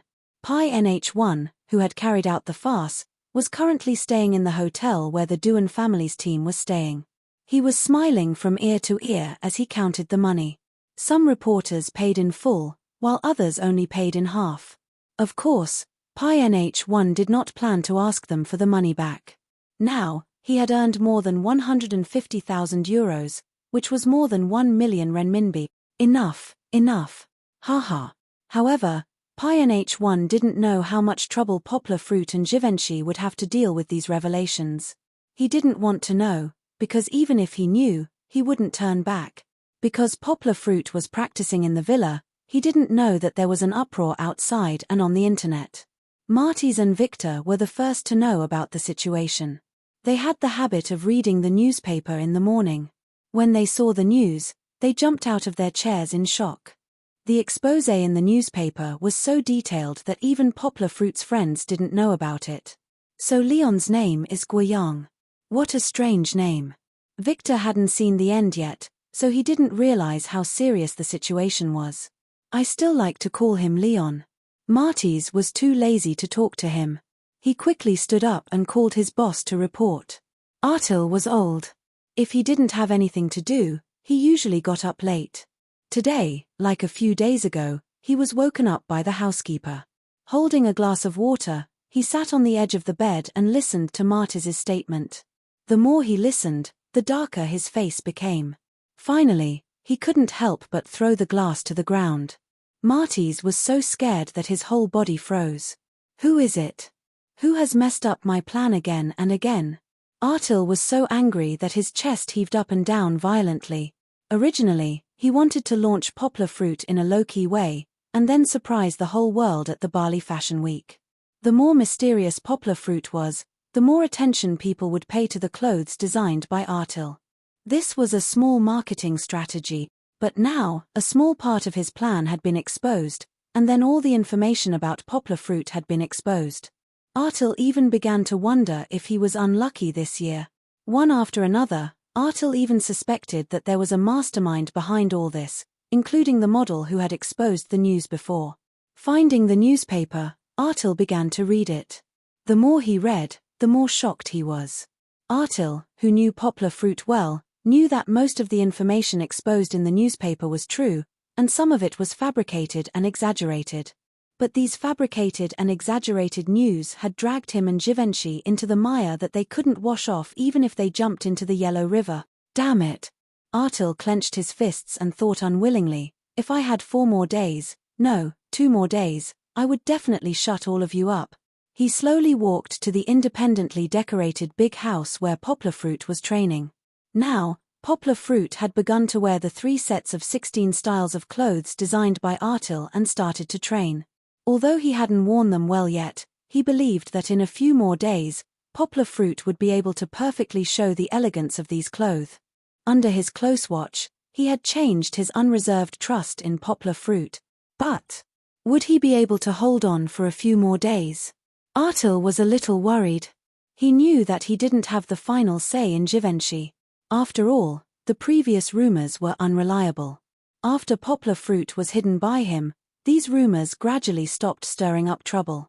Now, the rumors had become a scandal.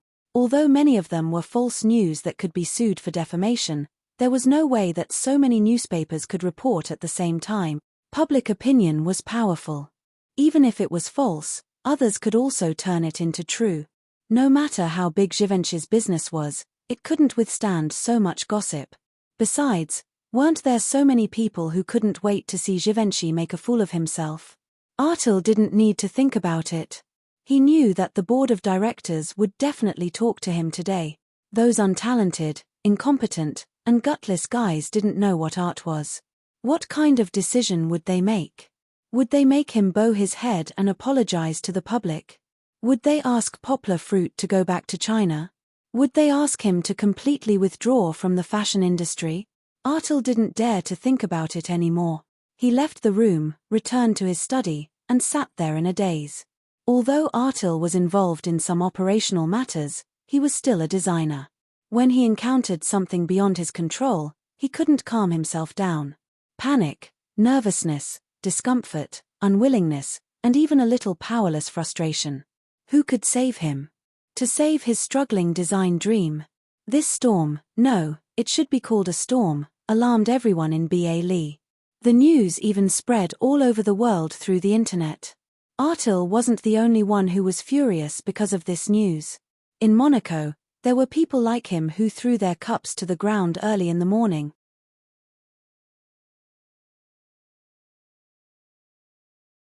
Chapter 732. Princess Charlotte was very unhappy, and her face had been dark all morning. She had gone back to Monaco to celebrate her brother's birthday. When she woke up in the morning, she didn't know that such a big thing had happened in Ba Li. It wasn't until her best friend called her to gossip about the matter that Princess Charlotte found out that Poplar Fruit, who she had been indignant about a few days ago, had made the headlines again. However, when she saw the news on the internet, Princess Charlotte couldn't stay calm. She found that the news was so familiar. In fact, at that time, her bodyguard asked for information from Zhonghua in his official capacity. What he got was basically all the real information about Poplar Fruit. When she saw the news on the internet, it would be strange if she didn't find it familiar. Princess Charlotte ignored the photo. She had already fallen into her own preconceived notions. Could it be that I was the one who leaked this information? She found Ah Tai and another bodyguard. Princess Charlotte looked at him sternly and asked angrily, "Ah Tai, did you leak it?" Ah Tai was confused by her question. He usually didn't read the newspaper. How could he know what Princess Charlotte was talking about? Princess Charlotte saw the two bodyguards looking at each other. It didn't seem like they were faking it. She snorted and pushed out her computer to show them. Princess Charlotte pulled up the report, which happened to be the report that best matched their information. Ah Tai was sweating profusely. He quickly waved his hand and said, "Your Highness, please check. We didn't leak any information." Princess Charlotte looked at them in disbelief and said, "Did you report the conflict between him and us to the higher-ups? Is this revenge? Didn't I tell you not to tell my mother everything?" Ah Tai lowered his head and said guiltily, "We really didn't, Your Highness. This time, we really didn't report it." This was also a humiliating experience for him. Poplar Fruit didn't look like a bad person, so he secretly hid it. Maybe a hacker hacked into our iPad and got hold of this information, the quiet bodyguard next to him said shockingly. Even though the iOS system was known as the hardest system to crack, it wasn't really unbreakable. In the future, the incident where iCloud was hacked and various celebrities' photos leaked hadn't happened yet. However, wasn't there a hacker team that cracked it every time the system was updated? Ah! Princess Charlotte's face darkened. What else was leaked? No more, no more.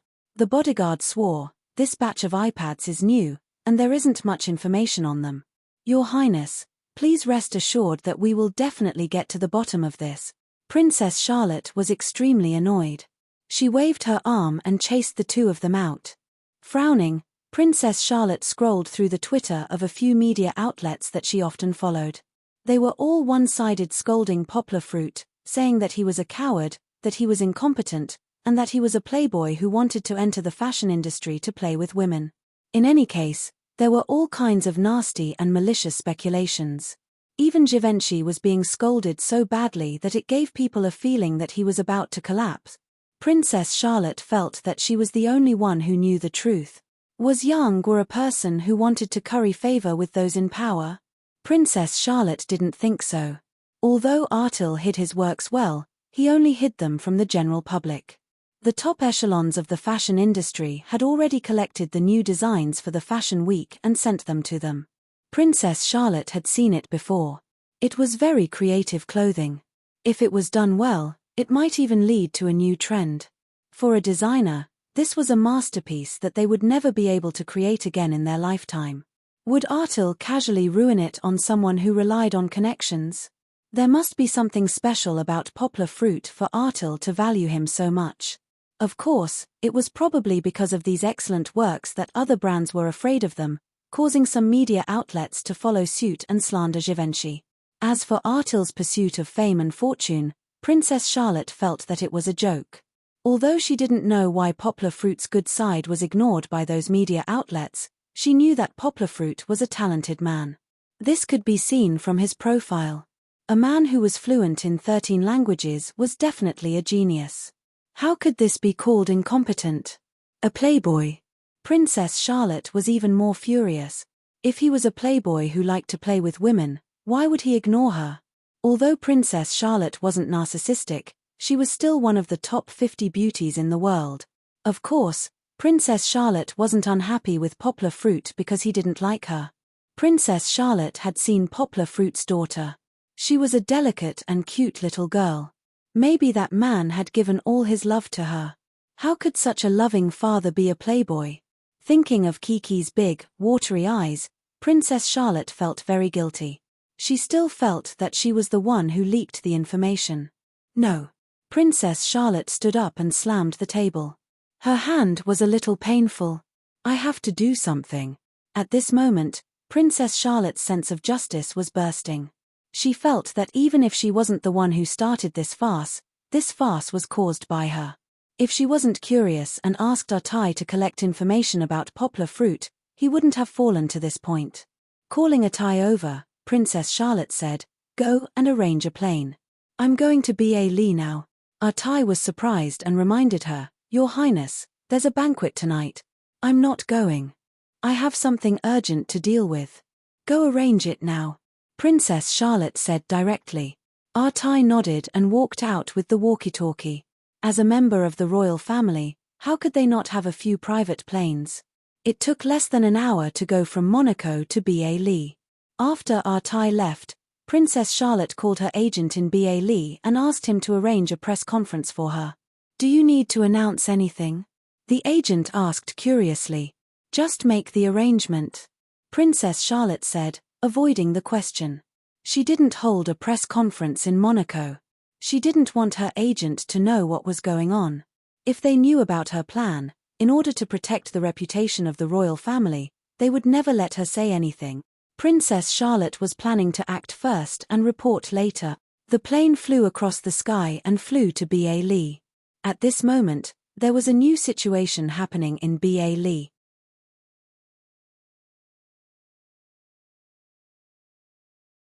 Chapter 733. A group of uninvited guests had arrived at Artil's villa.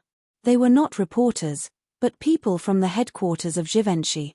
The one in the lead was followed by 5 or 6 bodyguards, assistants, and so on. It was a grand scene. When Artil received the news from a director close to him at the headquarters, his face darkened. At that time, the director did not say who the visitors were or what they were here for. However, Artil was very depressed. These people did not give him a chance to defend himself at all. They directly sent people here to give him the final verdict. He even sat in the hall of his villa in a fit of pique. He did not welcome them or give them a good face. He also had some shares, so he had the confidence to do so. However, when she saw who it was, Artil was stunned. Her tense face relaxed involuntarily. "Artil, what's wrong? Don't you welcome me?" Taking off his sunglasses, a middle-aged man with a beard, who was much more handsome than Victor, stood at the door, smiling slightly. His French accent was very awkward, and his large tongue was obvious. "Ricardo, you're here." Artil was surprised. He could not sit still anymore. He quickly stood up and greeted him. "Ricardo." "Tisai, the chief designer of Givenchy." No, he should be called a master. If there was one man in Givenchy that Artil admired regardless of age, it must be Ricardo. He was not yet 40 years old, but as early as 30 years old, he had been the chief designer of Givenchy. His achievements in fashion design could be said to have created a new era. He used young, inspired, and wild design ideas to bring the old-fashioned brand to a new height. Before him, there had never been such a young designer in an old-fashioned house. Of course, Ricardo also had his limitations. In the field of men's design, his achievements were far less dazzling than those of women's. Because of this, when Artil came back from China last year, he found Artil's potential in men's design. He spared no effort to cultivate him, hoping to set Artil up as the second flag of Givenchy. That was why the relationship between Artil and Ricardo was like a teacher and a friend regardless of age. Some people felt that Artil was more like Ricardo's teacher in terms of age. That was why Artil was both surprised and happy when he saw Ricardo. He was worried that those directors, who only knew how to read reports, would not understand the art of giving instructions blindly. But now, Ricardo was here. Others might not understand, but he did.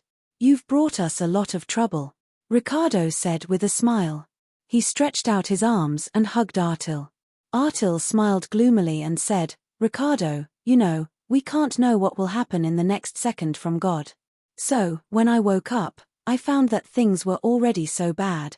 Perhaps, you shouldn't have hired someone who isn't a model." Ricardo shrugged and said, "I know you told me that Leon is just an ordinary person, but he did bring us trouble." No, Ricardo, that's all in the past," Artil said excitedly. "You don't know how talented this boy is." "Okay, Artil, listen to me." Ricardo clapped his hands, and Artil stopped talking. Although he was young, Artil didn't have many achievements in the design industry. Compared with the dazzling Ricardo, he was much less qualified. "Artil," said Ricardo in his French, which had a beautiful cadence but a broken pronunciation. "I believe you understand why I am here today." Artil nodded. "You should feel lucky that I'm here. That means there's still room for negotiation." Ricardo smiled and said, "As usual, you have to persuade me. I'll give you a chance. If I can't persuade him, you know, that young man will have to go back to his country. In order to protect the reputation of Givenchy, you know, business is business." Ricardo's smile was very charming. If he were in the camera lens, countless women would scream. It was a pity that he was gay, just like Mattis and Victor. Artil nodded again and said seriously, "No problem, Ricardo, I can show you." With Ricardo alone, Artil entered the independently renovated runway house from the side door. Poplar Fruit was training on the stage at the moment. Below the stage, Kiki and Luo Danny were like the audience, happily sitting on the chairs and watching their father's performance. Poplar Fruit had already known about the news about him. At noon, when Gazelle came to take over the shift, she told them. Poplar Fruit felt indignant and helpless in the face of the rumors. He looked at the news on his mobile phone. Many of the photos that Che and Juan had secretly taken of him before, as well as the photos that he had never seen before, were exposed. Zhang Yujie, Feng Beibei, and some other innocent girls who had stood and talked with him before were all uploaded on the internet. What made him even angrier was that Zhang Yujie's background information was also dug up. He didn't know who was targeting him and had so much power to investigate, as if they wanted to kill him. Poplar Fruit didn't care if he was scolded, but Zhang Yujie was innocent. Her information was dug up, and it would definitely have a bad impact on her family. Poplar Fruit didn't see Duan Xueqing's photos, and he didn't notice it. He was just worried that the peaceful lives of the girls he was familiar with would be disrupted by him. Fortunately, the only good news was from Feng Beibei. When Poplar Fruit called in the morning, the baby was already packing her luggage. They would take the plane to America on the morning of the 27th, which was tomorrow night. Poplar Fruit believed that the news wouldn't spread so quickly in the country today, and when they arrived in America, it would be a semi-closed camp. As long as Poplar Fruit didn't leak anything, Feng Beibei shouldn't be affected in the state of the competition. Of course, this wasn't a storm of public opinion that Poplar Fruit could control. He could only calmly swallow this anger into his stomach and practice as if nothing had happened. Kiki was deceived by her father. She was still naively discussing her father's performance with sister Luo Danny. Recently, the little girl began to speak French more smoothly, and Luo Danny was especially happy to communicate with her in French. Gazelle was experienced. Although she didn't see any ripples on Poplar Fruit's face, She knew that poplar fruit was already suppressing the anger in his heart. He practiced desperately just to fight for his dignity. But, did he still have a chance? Gazelle, who knew that there were many dark secrets behind the rich, was worried.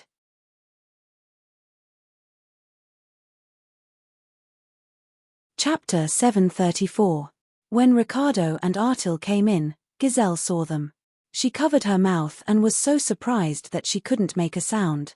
She even forgot to press the button for young Guo to play the music on the runway. Who was Ricardo? He was the god in the hearts of every Givenchy person, not to mention Gazelle, who had worn Ricardo's clothes and walked on the runway to enjoy the last glory of her modeling years. After the surprise, Gazelle understood that Ricardo didn't come here for her. His purpose was only poplar fruit. Can poplar fruit pass his trial? Gazelle looked at Ricardo, who was smiling all the time. She was worried. She knew that although Ricardo was always smiling, he was actually an extremely picky man. This was not only reflected in his design concepts, but also in the final selection of models for the fashion week every year. At this time, Gazelle saw Artil make a gesture to keep quiet. She understood that Artil wanted her to keep quiet. This was also good for young Guo. Who knows, he might be able to perform even better.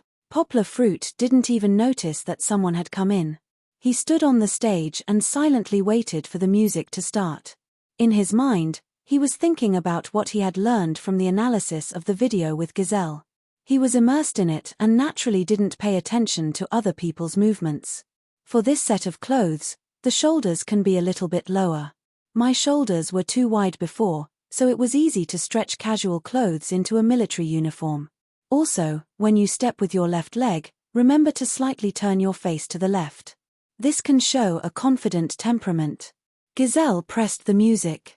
She didn't give poplar fruit the best choice. After a few days of training, poplar fruit could easily play all kinds of show music, although he still couldn't tell the beat. When the music started, poplar fruit immediately stopped moving. He broke free from his thoughts. He seemed to have integrated into the stage, but also seemed to be detached from the world. His eyes and his hair fluttered gently. They all looked so real, but at the same time, they were like a 3D movie, ethereal like smoke. This feeling, this temperament. Artil's eyes widened. He didn't even care that there was a master judging the fate of poplar fruit standing next to him. He felt that he had been led by poplar fruit into the artistic conception that he wanted to create with the design of the suit. This set of clothes was the main theme of the series of splash ink Chinese fashion that he was going to launch.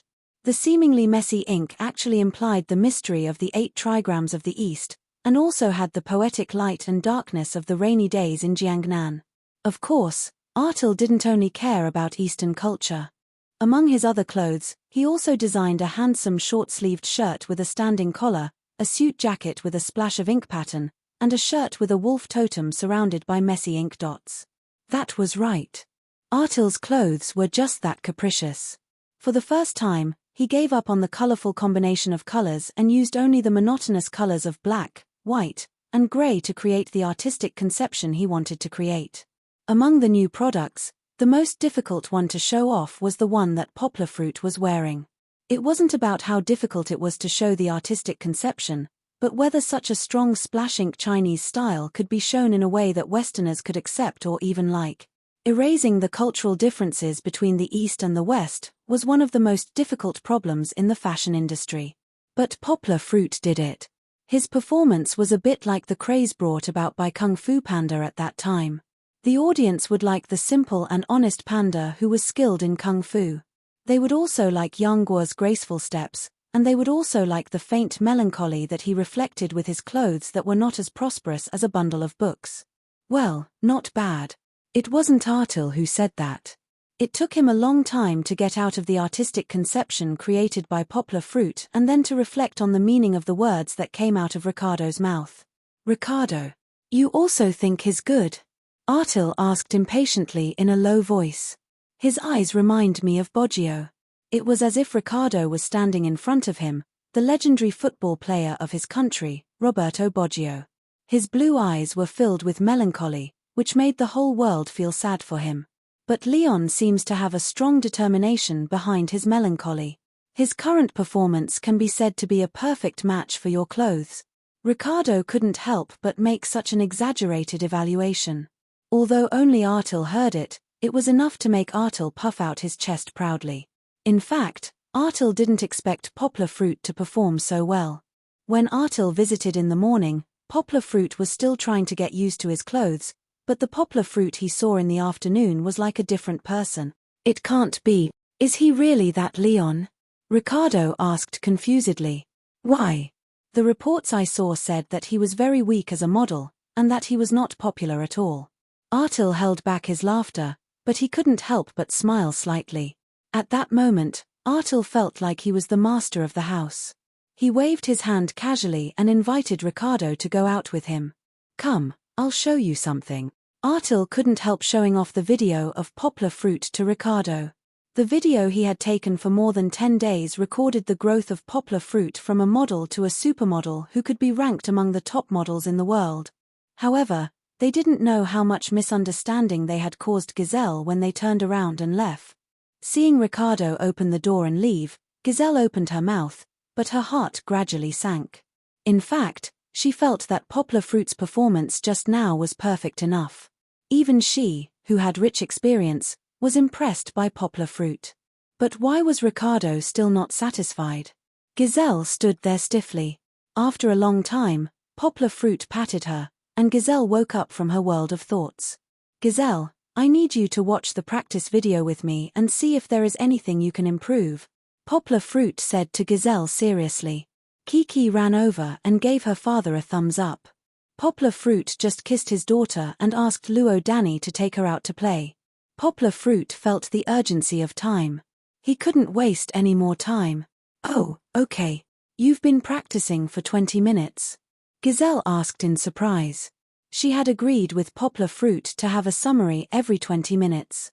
She didn't expect that nearly 20 minutes had passed because she was in a daze. Yes. Poplar Fruit answered briefly. Then he pointed to himself in the video and asked Giselle, Giselle, look here. Should I look at the middle a little bit and use my eyes to see through the void to strengthen my momentum? He was far from satisfied.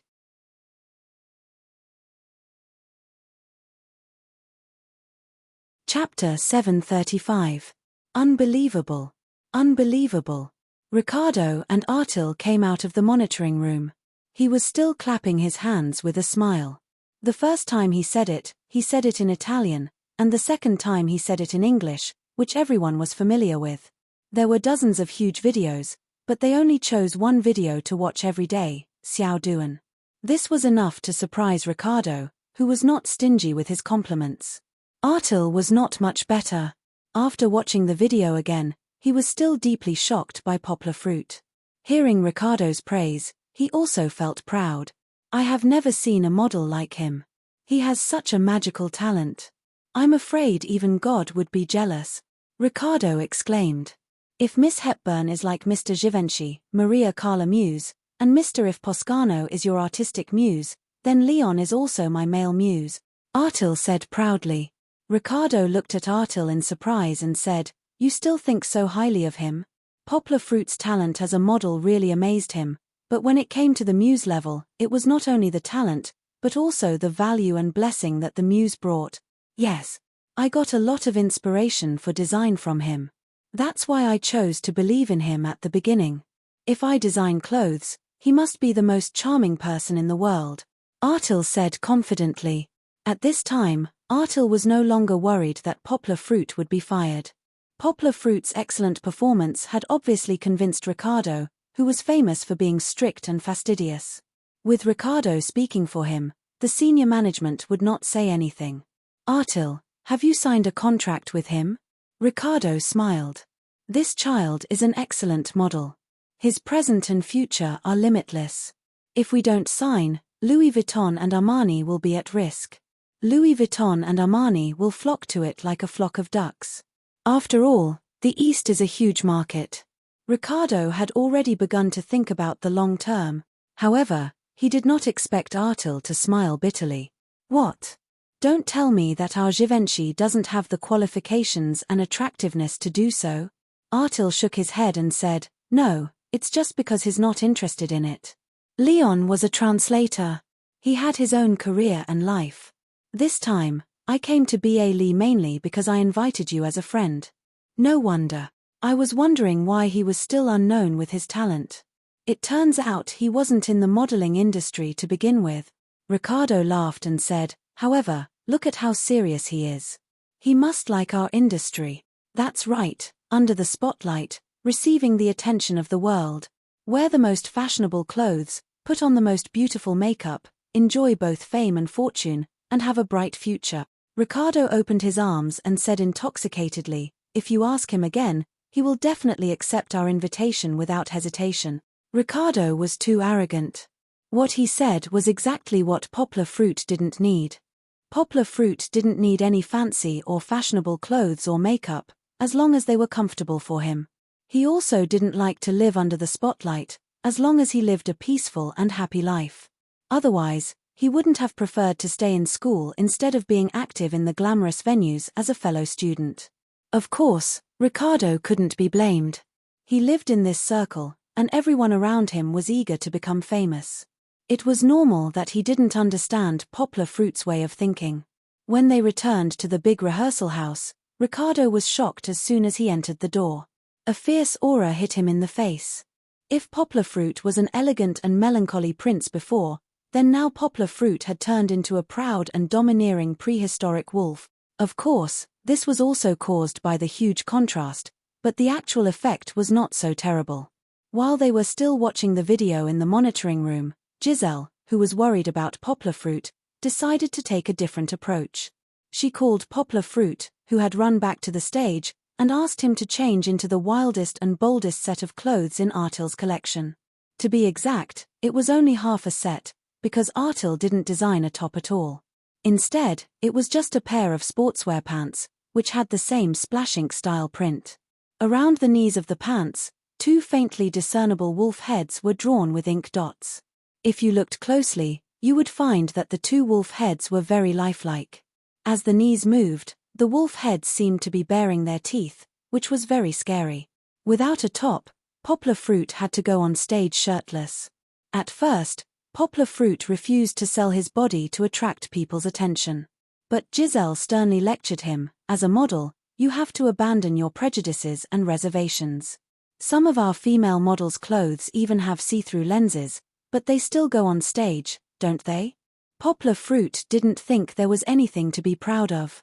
However, he had to change into the clothes backstage. With his upper body bare, Poplar Fruit was a little restrained on the catwalk, which made him lose his standard. Of course, the strong muscles on his upper body still made Giselle's eyes shine. At this time, you have to completely abandon your previous temperament. Be flamboyant and wild, do you understand? Giselle waved a pole and said excitedly. Giselle was also a little excited by Zhongxian's strong pheromones. Wild. Poplar Fruit didn't understand. He had never experienced this before. With his personality, it was very difficult for him to do that kind of action, let alone simulate this kind of feeling. After walking twice, Poplar Fruit's performance was not satisfactory. It didn't mean that Poplar Fruit had failed because of this set of clothes. He was still trying and improving. It was just that Giselle's requirements were too high. She wanted Poplar Fruit to show the standard she wanted to see immediately. That was too difficult. Poplar Fruit needed time to think about changes. Giselle was worried that things would be irreversible after Ricardo went back, so she wanted to take pictures of Poplar Fruit's wonderful performance as soon as possible to change Ricardo's mind. Giselle knew that Ricardo liked models with exaggerated clothes. If Poplar Fruit could control the wolf-head underwear, Ricardo would definitely choose to keep him. However, it seemed that the wildness couldn't be compatible with Poplar Fruit for a while. Giselle had a headache for a long time and finally thought of another way. "Fierce?" Poplar Fruit asked strangely. Yes. Wild wolves were ferocious. They want to destroy people's confidence with their teeth and tear the whole world apart. He didn't know how to be wild, but Poplar Fruit was familiar with the fierceness. He was a martial arts master who had killed enemies with his own hands. Not to mention the murderous intent hidden in his body, even if he raised the momentum of Xingyi boxing, It was not something that ordinary people could look directly at. You're tuning in to the Dreamy Chapters YouTube channel. We're so grateful for your support, and don't forget to subscribe to join us on this incredible journey through captivating stories. Your generosity through donations truly makes a world of difference, as it's the primary source of revenue that allows me to expand and enhance this channel for you. Thank you from the bottom of my heart for being a part of this adventure.